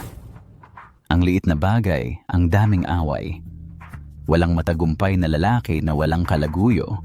Kahit itong si Wenji may karelasyon siyang sekretarya. Wala yun. Tay, bakit ganyan ka mag-double standard? Paano ka naging ganun ka doble kara? Bakit ako naging doble ang pamantayan? Kanina mo pa sinasabi na niloloko lang ako ni Chu Yang. Pagdating kay Lu Wenji, romantiko na ang tawag. Kung hindi yan dobleng pamantayan, ano pa? Siya... Paano siya makakapantay kay Ate Wen? Si Ate Wen ay vice-presidente ng Shenlu Group. Milyon-milyon ang sahod niya kada taon. Siya naman, isa lang siyang tagabuhat ng ladrilyo sa konstruksyon. Medyo naiintindihan ko na. Tio Shen, base sa paliwanag ninyo, kapag mayaman ka, pwede kang magkaroon ng maraming asawa, di ba? Eksakto. Basta't kalahati lang ng kay Ate Wen ang kaya mo. Wala akong tutol kung ligawan mo ang anak ko. Hoy Tio Shen, sobra naman ang papuri ninyo sa kanya. 3 milyon ang taonang sahod ko. Kahit buong buhay siyang magbuhat ng ladrilyo, di niya aabutin yon. Tama. Siya. Hindi man lang kapantay ng kuko ng paa ni Ginoong Lu. Ang pakikipagrelasyon sa akin ay isang malaking karangalan. Gusto pa niyang ligawan si Binibining Shen. Parang palaka na gustong kumain ng karne ng gansa. Paano kung kaya ni Chu Yang ang 3 milyon? Kung kaya niyang ilabas yon, tatawagin ko siyang sir sa harap niyo. Pa! Ano bang laman ng sira-sirang card na yon? Magkano ba ang laman ng card na ito? Tingnan mo na lang. Sige, magkano nga ba ang laman ng sira-sirang card na yan? Hindi naman kalakihan, no? 3 bilyon lang. Hindi gaano kalaki. 3 bilyon lang. Saan ka nakakuha ng ganoong kalaking pera? Hindi, Xiao Yue. Naniniwala ka sa ganoong halatang kasinungalingan? Wala namang POS machine dito. Siyempre, sabi lang niya kung magkano ang gusto niya. Hindi mo alam ang taas ng langit. Ako, si Shen Deho, nakipagbuno sa buhay sa loob ng kalahating siglo. Ang aking ari-arian ay mahigit 3 bilyon lamang. Saan mo nakuha ang tiwala para magkaroon ng 3 bilyon? Tito Shen, kung talagang meron akong 3 billion sa card na ito, pumayag ka bang makasama si Shen Yue? Hahaha, hindi mo alam kung ilang zero ang nasa likod ng 3 bilyon. Bago ka magmayabang sa susunod, gamitin mo naman ang utak mong parang baboy, okay? Nakikita ko mahirap ka at nababaliw. Alam mo ba ang pagkakaiba ng 3 million at 3 billion? Chu Yang, hindi ganoon kadaling kumita ng 3 billion. Ang 3 billion ay maaring mahirap para sa iba. Pero para sa akin, ang 30 billion ay hindi problema. Aray, tumigil ka nga sa pagsasalita. Pwede bang tumigil ka sa pagmamayabang? Akala mo ba ghost coin yan? 30 billion? Tama na yan. Puro malalaking salita. Karapat-dapat ka bang pakasalan ang anak kong babae? Bagamat ang pangarap ni Chu Yang ay medyo malayo. Pero may pangarap siya. May lakas ng loob na lumaban. Naniniwala ako na hindi niya ako bibiguin. Tumahimik ka, tumahimik ka. Ikaw ang tumahimik. Sabi ko hindi. Ang pamilya Shen at pamilya Lu ay mga aristokratikong pamilya. Ang pakikasal kay Lu Wenji ang pinakamagandang pagpipilian para sa iyo. Kung gayon magkaroon ka na lang ng isa pang anak na babae na ipakasal. Hindi ako magpapakasal kahit ano pa ang Chu Yang, halika na. Tumigil ka. Ano pa ba ang kailangan mong gawin? Kung aalis ka sa pintuang ito ngayon, tatanggalin kita sa Shenlu Group. Eh di tanggalin mo na ako. Ikaw, ang kapal ng mukha mo. Chairperson, dumating na si Secretary Lee ng Hong Group. Ano, ha? Sigurado ka bang si Secretary Lee ng Hong's Group? Ayos, maganda. Bilisan mo. Pasok na po.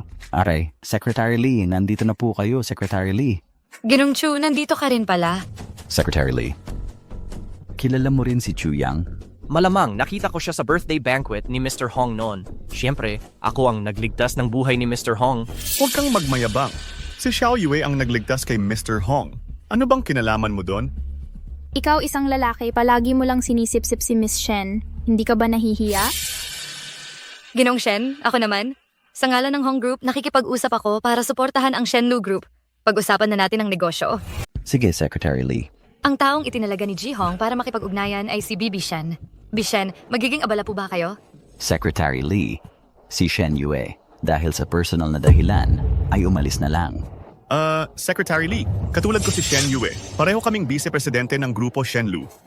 Sa handaan para sa kaarawan, pinuri pa nga ni Ji Hong ang regalo ko. Pwede ba akong ang makipag-ugnayan sa inyo?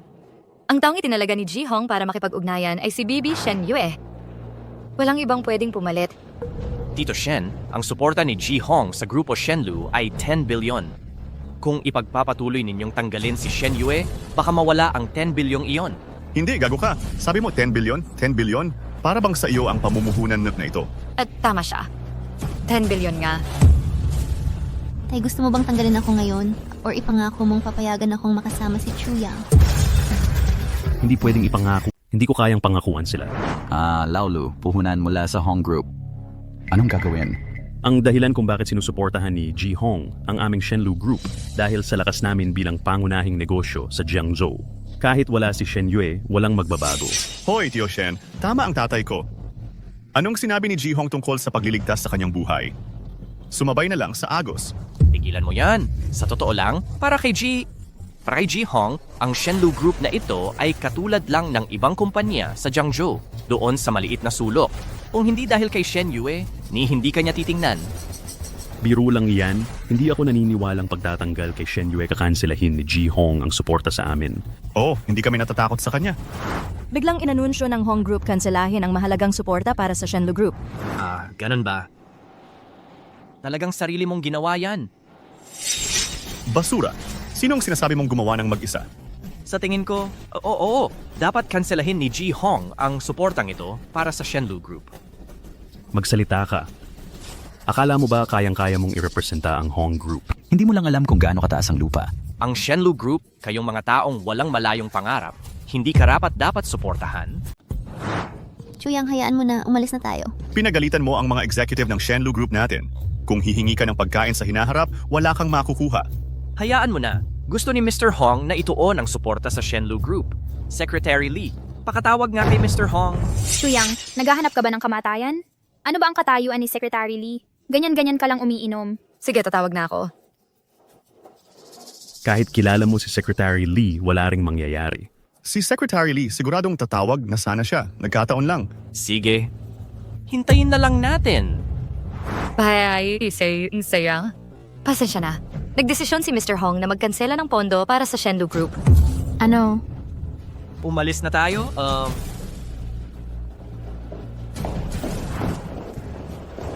Diyos ko, naglabas talaga ng anunsyo ang Hong's Group. Kanselahin ang suporta sa Shenlu Group. Biglang nag-anunsyo ang Hong's Group kanselahin ang mahalagang suporta sa Shenlu Group. Diyos ko, nag-anunsyo talaga ang Hong Group. Kanselahin ang suporta sa Shenlu Group. Di ba sinabi lang ni Secretary Lee kanina? Akala ko biro lang. Di ko inasahang magiging totoo. Hey, naku. Tiyak na babagsak ang presyo ng shares ng Shenlu Group. Okay, huwag mong sisihin ang sarili mo. Hindi naman kasalanan mo yan. Shenlu ay pawang pinaghirapan ng tatay ko. Gusto ko lang sana ipakita ang sarili kong paninindigan. Di ko inasahang magiging ganito. Bakit di natin kausapin si Mr. Hong para baguhin ang desisyong yan? Di basta mababago ang mga anunsyo ng mga kumpanyang nakalista sa stock market. Baka mapaghinalaan ang pagmamanipula sa presyo ng stocks. Kung ganoon, ang pinakasimpleng paraan na lang ang ating gagawin. Tulungan mo akong bilhin ang mga shares ng Shenlu Group.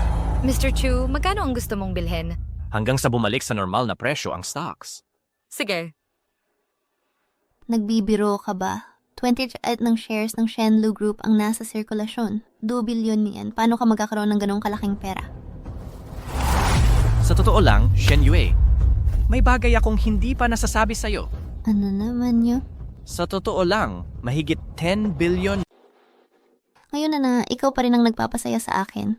Seryoso ako, dahil sa akin nangyari ito. Hindi ko hahayaang magkaroon ng kahit anong pagkalugi ang Shenlu Group. Ang yaman-yaman mo pala. Ang lalim ng pagkukubli mo. Uuwi ka mamaya. Makikilala mo ang nanay ko? Ako, kailangan kong maghanda muna ng mga regalo o bukas na lang. Sige. Gaya ng iniutos ninyo, Mr. Chu. Sa ngalan ng Jiangzhou Hotel, nakabili ng 10% ng shares ng Shenlu Group. Kumusta na ang stock price ng Shenlu Group ngayon? Bumalik na sa presyo nung umaga nang magbukas ang merkado. Sige, salamat. Si Shen Dehu ang may hawak ng 34% worth ng shares. Si Lu Zhenxiong naman ay may 30%. Ikaw ay may 10%. And ang ibang basliit ng shareholders ay may 12%. Ang trading shares ay 14%. Mali ito, ako pala ang naging pangatlong pinakamalaking shareholder ng Shenlu Group. Ayos lang, maibibigay ko ito bilang regalo kay Shen Yue. Nanay, maupo ka. Chiang, nandito ang nanay mo ngayon para tingnan kung kailan kayo ikakasal ni Shanshan. Nanay! Nakipagdalik sa iba si Zhao Shanshan. Hindi na ako handang pakasalan siya. Ano? Paano nangyari yon? Nanay, huwag kang mag-alala. Maupo ka muna. Pero huwag kang mag-alala. Ako, nakahanap na ako ng mas mabuting manugang para sa'yo.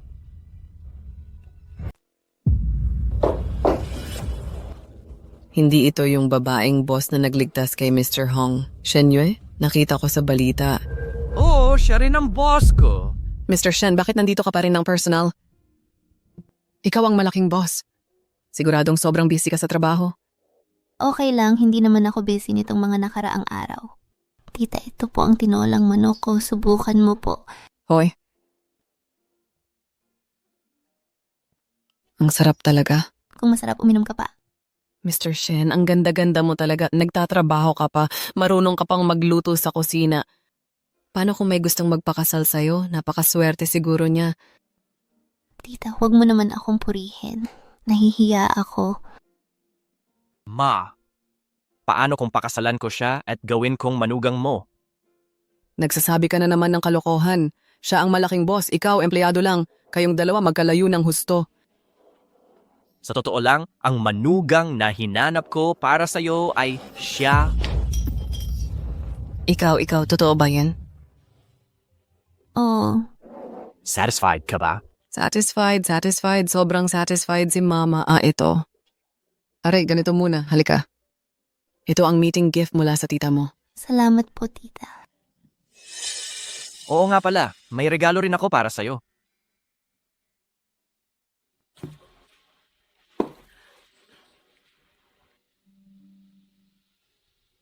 May regalo rin ako para sa'yo.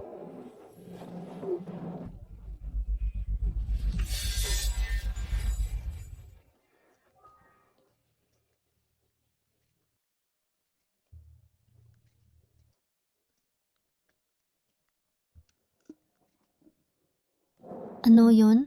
Sa tabi tayo mag-usap. Maupo po kayo. Hoy. Tita, kayo muna kumain. Pupunta ako ron. Sige, go. Ano na? Balita sa headline bukas, may away sa loob ng Shenlu Group. Sina Lu Zhenxiong at iba pang minor shareholders ang kumuha ng posisyon. Ha? 34% ng shares ang hawak ng tatay ko. 4% lang ang lamang sa pamilya Lu. Kung makikipagsabuatan siya sa ibang minor shareholders, malamang matatalo ang tatay ko. Paano kung may dagdag tayong 10% shares? Kung may 10% tayo, siguradong mananalo ang tatay ko. Kaso wala tayong pera para bumili ng ganoon karaming shares. At huli na ang lahat. Tingnan mo kung ano ito. 10% ng Shenlu Group ang shareholder ay ang Jiangzhou Hotel. Pero hindi ba kay Merhong ang Jiangzhou Hotel? Ibinigay sa akin ni Mr. Hong ang Jiangzhou Hotel. Mahigit 1 bilyon ang halaga ng Jiangzhou Hotel. Baka naman isinangla mo ang hotel kahapon. Para matulungan ng Shenlu na panatilihin ang stock price. Nakuha ko nga ang shares ng Shenlu Group, pero hindi ko isinangla ang hotel. Hindi mo na kailangang magsinungaling sa akin. Alam kong ayaw mong mag-alala ako. Huwag kang mag-alala. Tutulungan kitang bayaran ang utang kaagad. Sige, hindi na muna ako magpapaliwanag. Okay, iligtas muna natin si Uncle Shen. Sige. Pa, may importante ka bang gustong pag-usapan sa akin? Ngayon, ibabagsak ko si Shen Dehu at ako na ang magiging chairman ng Shenlu Group. Ang galing naman pa. Dapat matagal mo na itong ginawa. Buong buhay ko, naging pantabla lang ako kay Shen Dehu. Gusto kitang pakasalan si Shen Yue para maging may-ari ka ng Shenlu Group. Hindi ko inaasahang may biglang sumulpot na si Chu Yang at inagaw si Shen Yue. Kung ganun na nga, kailangan ko nang kalimutan ang dating plano. Pa, sabihin mo na lang kung anong kailangan kong gawin. Nakausap ko na ang lahat ng minority shareholders. Para magdaos ng shareholders meeting, kailangan lang natin. Mga kasama, kahapon inihayag ng Fong Group na tatanggalin na ang suporta nila sa Shenlu Group natin. Ngayon, nasa krisis ang kumpanya. Sana ay magtulungan tayong lahat. Ginoong Shen, tinatakasan mo ba ang responsibilidad? Wenjie, ano ang ibig mong sabihin? Dahil sa pagkakamali mo, nawalan ng suporta ang Shenlu Group natin mula sa Hong Group. Bumagsak ang presyo ng ating stocks. Malaking kapabayaan ito sa tungkulin. Dapat kang magbitiw sa pwesto. Wenjie, ikaw... Mga Ginoo, baka hindi ninyo alam ito. Ang grupo ni Ginoong Hong ay namumuhunan ng 10 bilyon, nakatuon sa pagsuporta sa ating grupo. Diyos ko, 10 bilyon. Ang market value ng ating Shenlu ay 10 bilyon lamang. Nawala sa atin ang napakagandang oportunidad. Dahil determinado siyang galitin si Secretary Lee, kaya kinansela ni Ginoong Hong ang kanyang suporta sa ating grupo. Ito nga ay aking responsibilidad. Kaya iminumungkahi kong maghalal muli ng chairperson. Ang Shenlu ay talagang dapat palitan ang namumuno. Sumasangayon ako. Sige, magbotohan na tayo. Itaas ang kamay kung sang-ayon na ang aking ama ang maging bagong chairperson. Okay, ang share na sumusuporta sa aking ama ay umabot na sa 42%. Higit sa 34% ni Ginoong Shen. Kaya ipinahahayag ko. At iba pa? Shen Yue, anong ginagawa mo rito? Ito ay pulong ng mga shareholders. Hindi ka na ang vice-presidente ng kumpanya. Lumabas ka. Yamang ito ay pulong ng mga shareholder. Bilang isang shareholder, natural na may karapatan si Shen Yue na sumali. Kailan naging shareholder si Shen Yue? Oo, hindi ko narinig na inilipat ni Chairperson Shen ang shares sa kanya. Sabi mo shareholder siya. Sige, kung gayon, pakipadala ang ebidensya. Tingnan mo na lang.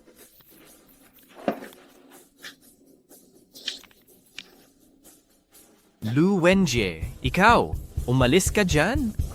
Hindi ka pa ba nasusukahan sa gulo? Pulong ng mga shareholder ito.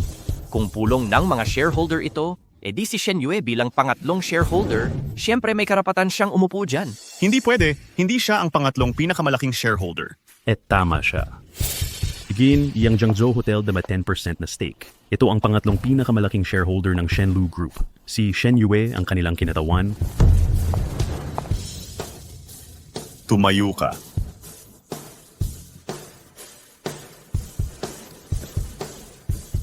Ipinapatupad ko ang karapatan ng shareholder bilang kinatawan ng Jiangzhou Hotel. Sinusuportahan ko ang tatay ko, yun ay si Ji Shen Dehu. Hindi. Ikaw ang dapat maging chairperson ng Shenlu Group. Tay. Sinusuportahan ko si Shen Yue bilang chairperson ng Shenlu Group. Kung ganun, mas igagalang ko na lang kaysa sundin. Kung ganon, ang suporta kay Shen Yue ay 44%. Si Ji Lu ay 42%. Dapat si Shen Yue ang mahalal na chairperson. Hindi. Hindi 42% ang approval rating ng tatay ko. Ang approval rating ng tatay ko ay hindi 4%. 45% yon. Hindi mo iisipin yon. Ikaw lang ang bumili ng shares sa Shenlu. Kahapon, bumagsak ng husto ang share price ng Shenlu. Bumili rin ako ng 3%. Tingnan mo ang laman. Totoo yan. Mga binibini at Gino, maaari na ba akong mag-announce? Na-promote ang tatay ko bilang bagong chairperson. Sandali lang. Chairperson Shen, hindi mo rin sasabihing bumili ka ng stocks, di ba? Mga kasama, Hong Group ang dahilan kung bakit ko piniling ituon ang suporta sa Shenlu Group ay dahil iniligtas ni na Shen Yue at Chu Yang si Mr. Hong. At kahapon biglaan kong inanunsyo na kinansela ang suporta. Dahil rin tinanggal ko si Shen Yue at nainis si Mr. Hong, kaya lahat ng sisi ay nasa akin. Tatay, hindi kita sinisisi. Maari ko lamang italaga si Shen Yue bilang chairperson ng Shenlu Group. Saka lang natin mababawi ang suporta ni Mr. Hong. Kaya para sa kinabukasan ng Shenlu Group, ako si Shen Dehu ay nakikiusap na suportahan ninyo si Shen Yue bilang bagong chairperson. Napakatapat ni G, Shen. Mukhang totoo nga. Oo, si Shen Yue nga ang nagligtas kay Ji Hong. Ang pagpili kay Shen Yue bilang chairperson ang pinakamagandang desisyon. Sinusuportahan ko si Shen Yue. Sinusuportahan ko rin. Sinusuportahan ko rin. Maraming salamat sa inyong lahat. Kaya't ipinahahayag ko. Si Shen Yue ay nahalal na may 56% na suporta. Sandali lang. Hindi sapat ang shares niya. Bakit siya naging chairperson? Ako ang unang tututol. Lu Wenjie, hindi ka pa rin sumusuko, ano? Ang tatay ko, makakakuha siya ng 500 milyong kontrata. Wow! Yung 500 million na yon. Hindi. Ikaw ay isang dukhang hindi makapaglabas ng 500 na piso. Karapat-dapat ka bang umayaw sa 500 milyong ito? Matapos anunsyuhan ng Grupo Hong ang pagkatigil ng suporta, ang Grupo Shenlu ay nasa problema. Ang 500 milyong kontratang ito ay napapanahong tulong. Eksakto. Napaka-importante ng 500 million para sa Dear God ngayon. Oo, ngayon ayaw makipagtulungan sa atin ng mga malalaking kumpanya.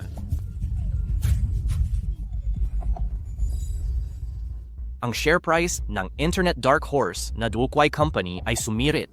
Market value na 10 billion, sumabog ang merkado.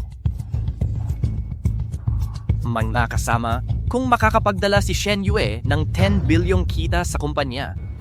Sabi mo 10 billion boy. Adik ka sa pagmamayabang. Oo, Chu Yang, saan tayo kukuha ng 10 bilyon ngayon? Narinig mo na ba ang Dukwai Company? Hindi mo naman gustong mag-invest si Shen Yue sa kumpanyang yon, di ba? Anong problema? Baray mo ba tumakas na ang kanilang founder kasama ang pera? Narinig ko rin na nasira na ang capital chain ng Dukwai Company. Shen Yue, makinig ka sa akin. Akin? Ngayon, bilisan mo at akuin ang Dukwai Company tapos tulungan kang pataasin ang market value mo. Manatili kang kalmado, chairperson. Kami, ang Shenlu Group, kailan pa naging abot kamay ang pagbili ng ganoong kasamang kumpanya? As mabilis na mapadala ko ka sa iyong nararamdaman, maaring magdulot sa Shenlu Group na mawalan ng suporta mula sa Hong Group. Ikaw. Naniniwala ako kay Chu Yang. Sinusuportahan ko ang pag-ako sa Dukwai Company. Kayong dalawa isang may lakas ng loob magsabi, isang may lakas ng loob maniwala. Tanungin mo lang ang mga shareholder na nandito. Sino ang sasang-ayon? Ako ang unang tututo. Mga minamahal kong Chu. Noong una, sinundan ninyo ang determinasyon at tapang ng tatay ko para magnegosyo ng magkakasama. Saan na napunta? Sa tingin mo ba sa mga salita mo lang? Makukuha mo ang suporta ng mga shareholder dito? Shen Yue, dahil hindi sila maglakas loob. E di simulan na ang betting agreement. Sige, paano ka tumataya? Simple lang, tumaya ka lang sa loob ng isang araw. Kaya bang umabot sa 10 bilyon ang market value ng Dukwai? 10 bilyon. Alam mo ba? 1 bilyon lang ang pinakamataas na valuation ng Dukwai. May hangganan din ang pagyayabang mo. 10 beses sa isang araw? Paano nangyari yon? Nangangarap ka lang. Ayos yan. Kung matatalo tayo, itong 10% na bahagi, ako ang magbabayad sa'yo. Chu Yang, sigurado ka bang kaya mo? Kailan ba kita binigo? Yung 10% mo? Hiniram mo rin yan kay Mr. Hong, di ba? Mawawala lahat yan. Tingnan natin kung paano mo ipapaliwanag. Huwag kang mag-alala tungkol dyan. Tito Lu, mga tito. Tatalo ba kayo? Dad, mga tito. Tumaya kayo sa kanya. Kung mananalo ang pustahang ito, Ito, hayaan mo na hindi pa rin ako sasali. Ako rin aayaw na ako. Hoy, hindi rin ako sasali. Mga walang kwenta, ako ang tataya sa'yo. Mr. Chen, natapos na namin ang acquisition sa Doukwai Company. Tingnan mo. Xiaoyue. Maghihintay ako para makuha ang mga bahagi mo bukas.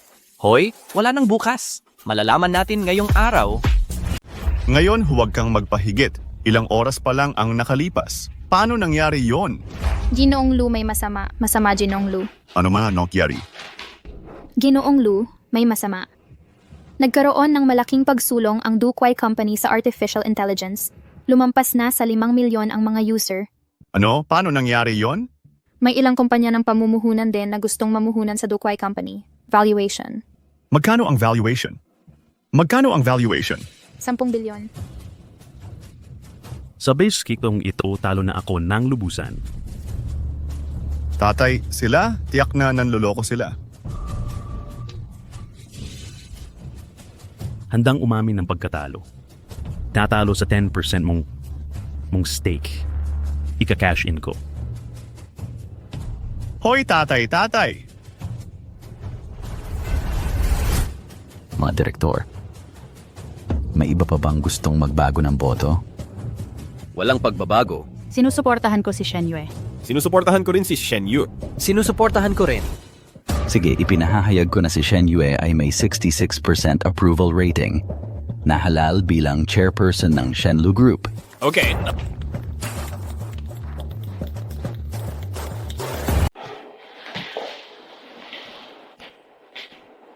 Mula ngayon sa iyo na ang opisina na ito. Itay, Huwag mo akong aliwin. Kung hindi ako naguluhan ng sandali, hindi sana umabot sa ganito ang lahat. Sa totoo lang, Tio Shen, ang buong pangyayaring ito, kasalanan lahat iyon ni na Lu Zhenxiong at Lu Wenji. Nadaya ka nila. Kasalanan ko ito. Itay. Noong araw, nagnegosyo ako kasama si Laolu. Hindi ko inaasahang ako ang naging chairperson. Gusto ko lang siyang bayaran. Kaya gusto kong ipakasal si Xiaoyue kay Wenjie. Naalala mo na ba? Napakamali ko. Mabait kang bata, ipinakita mo ang iyong kakayahan at tapang upang matulungan ang kumpanya sa mahirap na panahong ito. Mula ngayon, hindi na ako tutol sa iyo kasama ang aming Xiaoyue. Salamat din talaga, Tio Shen. Salamat, Itay. Xiaoyue, kahit na wala masyadong pera itong si Chu Yang, pero nakikita kong totoo siya sa iyo. Naniniwala akong magiging masaya kayong dalawa. Mali ka, Itay. Sa totoo lang, mayaman si Chuyang. Tay, mali ka. Sa totoo lang, napakayaman ni Chuyang. Siya, mas marami pa ba siyang pera kaysa kay Wenjie? Hindi lang yun. Alam mo ba kung saan may 10% stake ang Jiangzhou Hotel sa Shenlu Group? Hindi ba't binili yun ni Mr. Hong? Naibigay na ni Mr. Hong ang Jiangzhou Hotel kay Chuyang. Ang ibig mong sabihin, sa kanya na ang Jiangzhou Hotel na nagkakahalagang bilyon-bilyon. Kahapon, bumagsak ng husto ang share price ng Shenlu. Si Chuyang ang nag-mortgage ng Jiangzhou Hotel para iligtas ang merkado. 10% lang ng shares yon. Sa totoo lang po, Tay. Mabait kang bata. Kahapon, ganoon ka tinrato ng tito mo. Handang-handang ibigay mo pa rin ang lahat ng iyong net worth para iligtas ang Shenlu Group. Hindi nga nagkamali ang anak ko sa pagpili. Sa tingin ko, dapat nang tumigil sa pagpapaliban. Tapusin na natin ang kasal na ito sa lalong madaling panahon. Tay, gusto ko pa sanang imbestigahan ulit. Tito. Sige, hayaan na natin. Kapag ikinasal na ako kay Shen Yue, saka ko na lang sasabihin sa kanila ang totoong halaga ko. Hoy, Si Shen Dehu, yung matandang yon? Gusto nga talaga niyang ipakasal si Shen Yue sa dukhang si Chu Yang.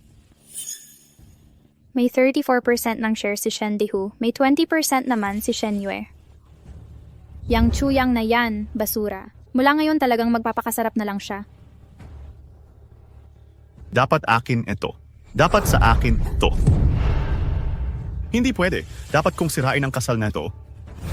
Hindi kailangan kong sirain ang kasal na ito. Anong gagawin natin?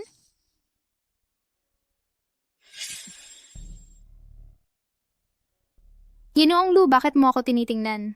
Gusto mo bang ako ang... Huwag kang mag-alala. Paano ko hahayaang ikaw ang talagang may kinalaman sa basurang yon? Anong gagawin ko?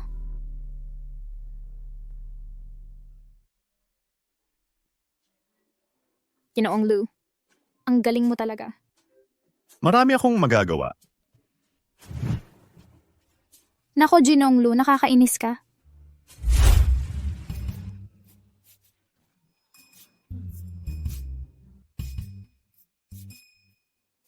Malapit nang ikasal kay Shen Yue. Talagang maghahanda ako ng sorpresa para sa kanya.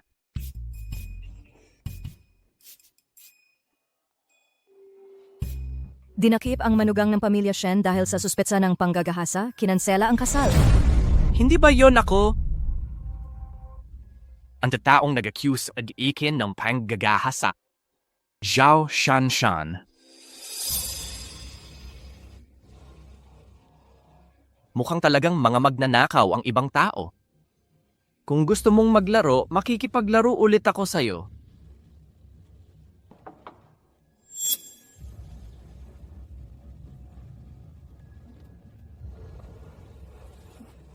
Chu Yang, nagkaroon tayo ng hindi pagkakaunawaan noon. Gusto kong linawin sa'yo. Ada, ayos yan? Ay... Sa totoo lang, ganon kita trinato noon. Lahat yon ay pilit ni Lu Wenjie. Talaga? Hindi lang niya ako ginahasa. Kinuha pa niya ang mga hubad kong litrato. Basta di ako makikinig sa kanya, ipopost niya yung litrato online. Paano kung gawin mo akong mahinang babae? Anong sama mo? Gusto mo pa ba ako? Oh, Narinig kong ikakasal ka na kay Miss Shen, kaya pala ayaw mo sa akin. alam mo na palang lahat. Eh bakit ka nandito? Pagkatapos ng lahat, halos maging mag-asawa na tayo noon. Kaya gusto kitang makasama ulit bago ka ikasal. Pwede ba yon? Hindi. Nadudumihan ako. Mukhang ako lang yung nagmamahal. Tingnan natin kung anong iba pang kalokohan ang meron ka. Eddie, wish ko na kayong dalawa ni Miss Shen Yue ay magkasundo habang buhay.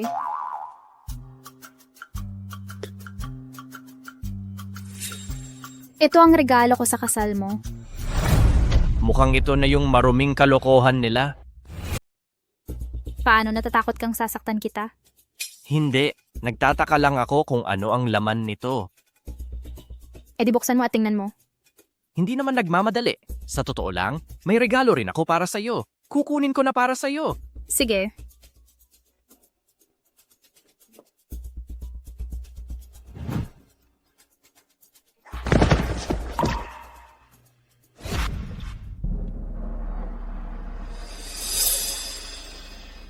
Isang gintong relo lang, nahilo na siya. Ginoong Lu, paano kung magising siya mamaya?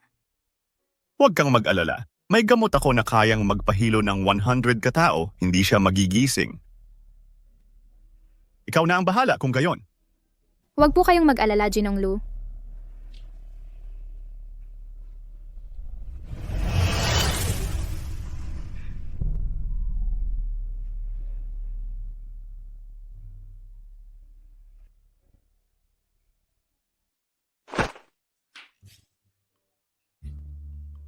Siya. Anong ginagawa mo? Panggap lang iyon. Sa tingin ko, seryoso ka na talaga dyan. Ay, Ginoong Lu, ako. Huwag, tumigil ka sa pagtitig. Tumigil ka sa pagtitig. Hindi ba't sapat na ang pinakain ko sa'yo? Ginoong Lu, hindi ba't sinabi mong normal lang ito, parang daliri? Tumahimik ka at isuot mo na agad sa kanya. Paano naging mas magaling pa sa akin ang basurang ito?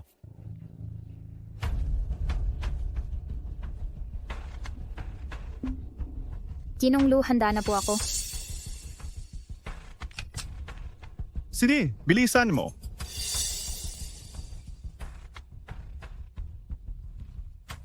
Ginoong Lu, Gusto mo pang panoorin?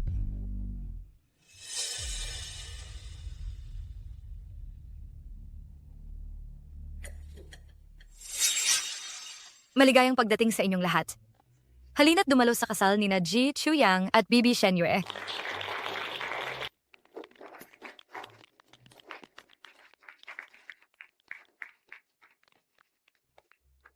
Ginoong Chuyang, payag ka bang makasama habang buhay si Bibi Shenyue magpakailanman?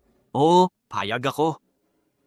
Kung gayon, payag kang maging tapat sa pag-ibig habang buhay at hindi kailanman magtataksil? Kaya ko yan. Kaya mong magsinungaling. Lu Wenjie, pakakasalan ko si Chuyang. Hindi ka pa rin ba susuko? Xiao Yue, para sa ikabubuti mo ito. Dahil sa bagay na ito tungkol sa aso, isang tunay na manggagahasa. Manggagahasa? Totoo ba o hindi? Sa tingin ko, malamang totoo. Oo, pagkatapos ng lahat, itong si Chuyang ay isang tagabuhat ng ladrilyo. Kaya posible. Anak, ano bang nangyayari? Chuyang, totoo ba ang sinabi ni Wenjie? Papa, naniniwala ako sa pagkatao ni Chuyang. Hindi niya gagawin ng ganoong bagay. Xiao Yue, kilala mo ang tao, nakikita mo ang mukha, pero hindi mo alam ang puso. Nabulag ka na niya. Lu Wenjie, kung patuloy mo akong guguluhin ng ganito. Hayaan mo siyang magsalita. Tuang biktima. Susunod, hayaan nating siya mismo ang magpatotoo. Si Shanshan pala. Anak, ano ang ginawa mo kay Shanshan? Nanay, magtiwala ka sa akin. Ang anak mo ay tiyak na hindi ganoong klaseng tao. Chuyang, hanggang ngayon, ayaw mo pa bang managot? Wala akong ginawa. Ano ang pananagutan ko? Gago, kung kusang loob mo lang sana aminin, maaari kang makakuha ng pagluluwag. Pero ngayon, naghihintay ka na lang na makulong. Maaari kang makulong. Mga pare, ipinadala ko na ang ebidensya ng kanyang krimen sa inyong mga telepono. Ilabas nyo.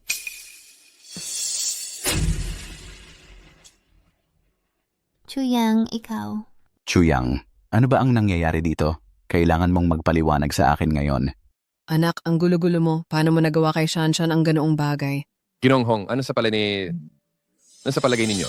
Kung hindi niya kayang ayusin ang maliit na bagay na ito, hindi siya karapat-dapat sa aking pagtuturo. May problema talaga itong si Chuyang. Mukhang tapos na ang kasalang ito. Kahihiyan ito para sa pamilyang Shen. Karapat-dapat lang kay Shendehu ang pumili ng tagabuhat ng ladrilyo bilang manugang. Tio Shen, nakita nyo na ang lahat. Aminado na ang hayop na ito. Halika. Dalhin nyo siya rito. Isuko sa mga pulis. Lu Wenjie, isang larawan lang ang gusto mong ipakulong sa akin? Hayop ka. Nandito na ang tao at ang ebidensya. Paano ka nangahas na magkaila?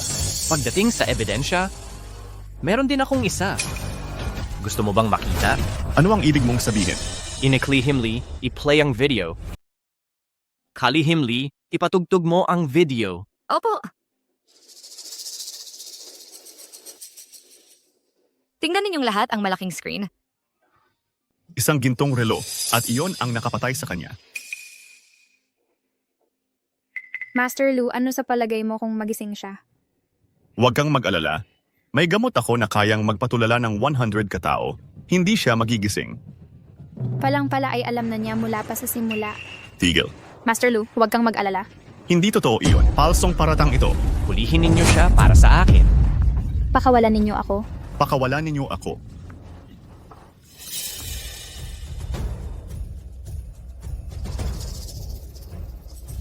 Palang pala silang dalawa ang nagtanim ng paratang. Mag-asawang hayop? Chuyang, kaya nagkamali ako sa iyo. Sabi ko sa'yo, hindi maaring ganong klaseng tao ang anak ko. Master Lu siya. Anong ginagawa mo? Hindi, pakitang tao lang yun. Sa tingin kinako ay seryoso ka na? Hahaha, ibibilang din yan. Brother Chu, ang galing. Hindi nabigo. Dapat ay panatag ka na ngayon.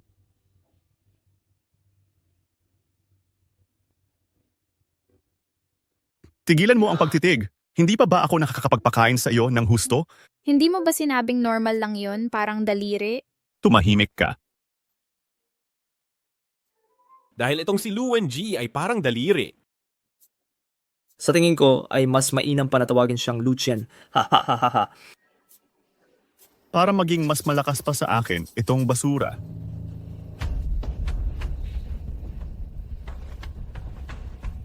Master Lu, handa na ako. Sige, umalis na tayo. Lu Wenjie, Zhao Shanshan, ngayon ay kayo naman ang papasok sa kulungan. Zhao Shanshan, Lu Wenjie, dapat kayong nasa kulungan. Dalhin nyo na. At iba pa, ako wala akong kasalanan. Si Lu Wenjie ang may utos sa akin na gawin ang lahat ng ito. Puta ka, anong karapatan mong isisi sa akin yan? Chuyang, totoo ang sinasabi ko. At si Lu Wenjie din ang gumahasa sa akin. Sandali. At si Shen Yue, dinukot siya ni Lu Wenjie. Nasa computer niya ang ebidensya. Kung hindi ka naniniwala, pwede mong tingnan. Puta, papatayin kita.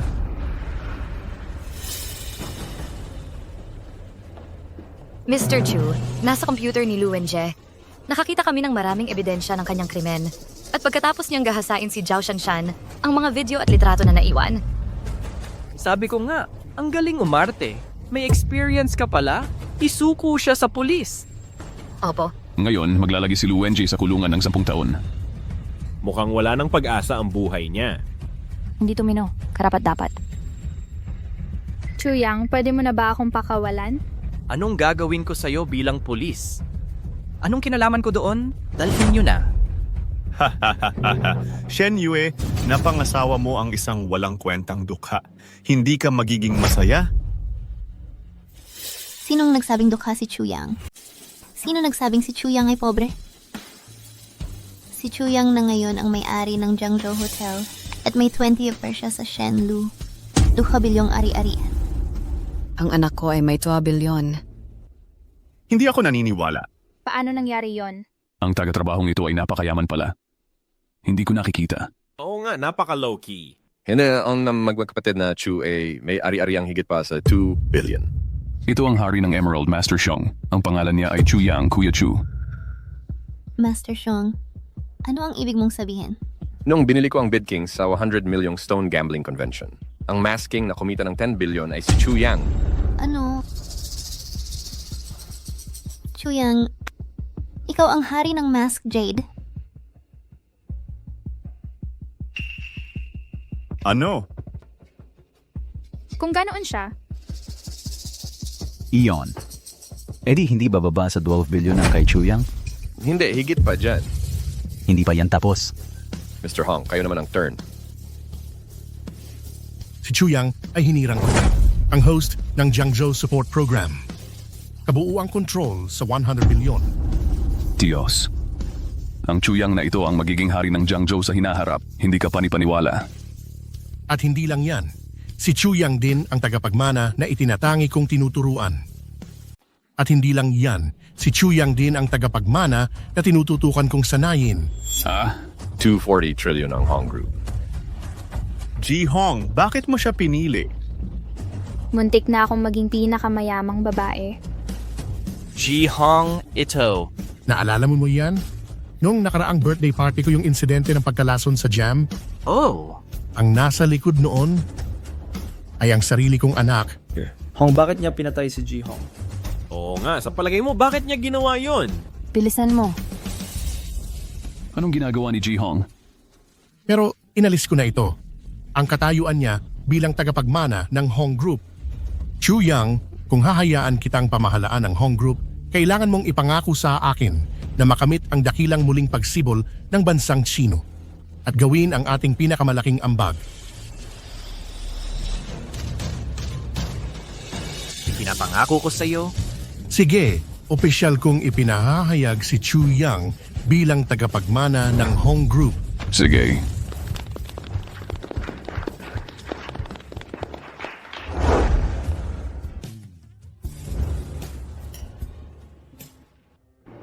O nga pala mahal, nag-honeymoon tayo.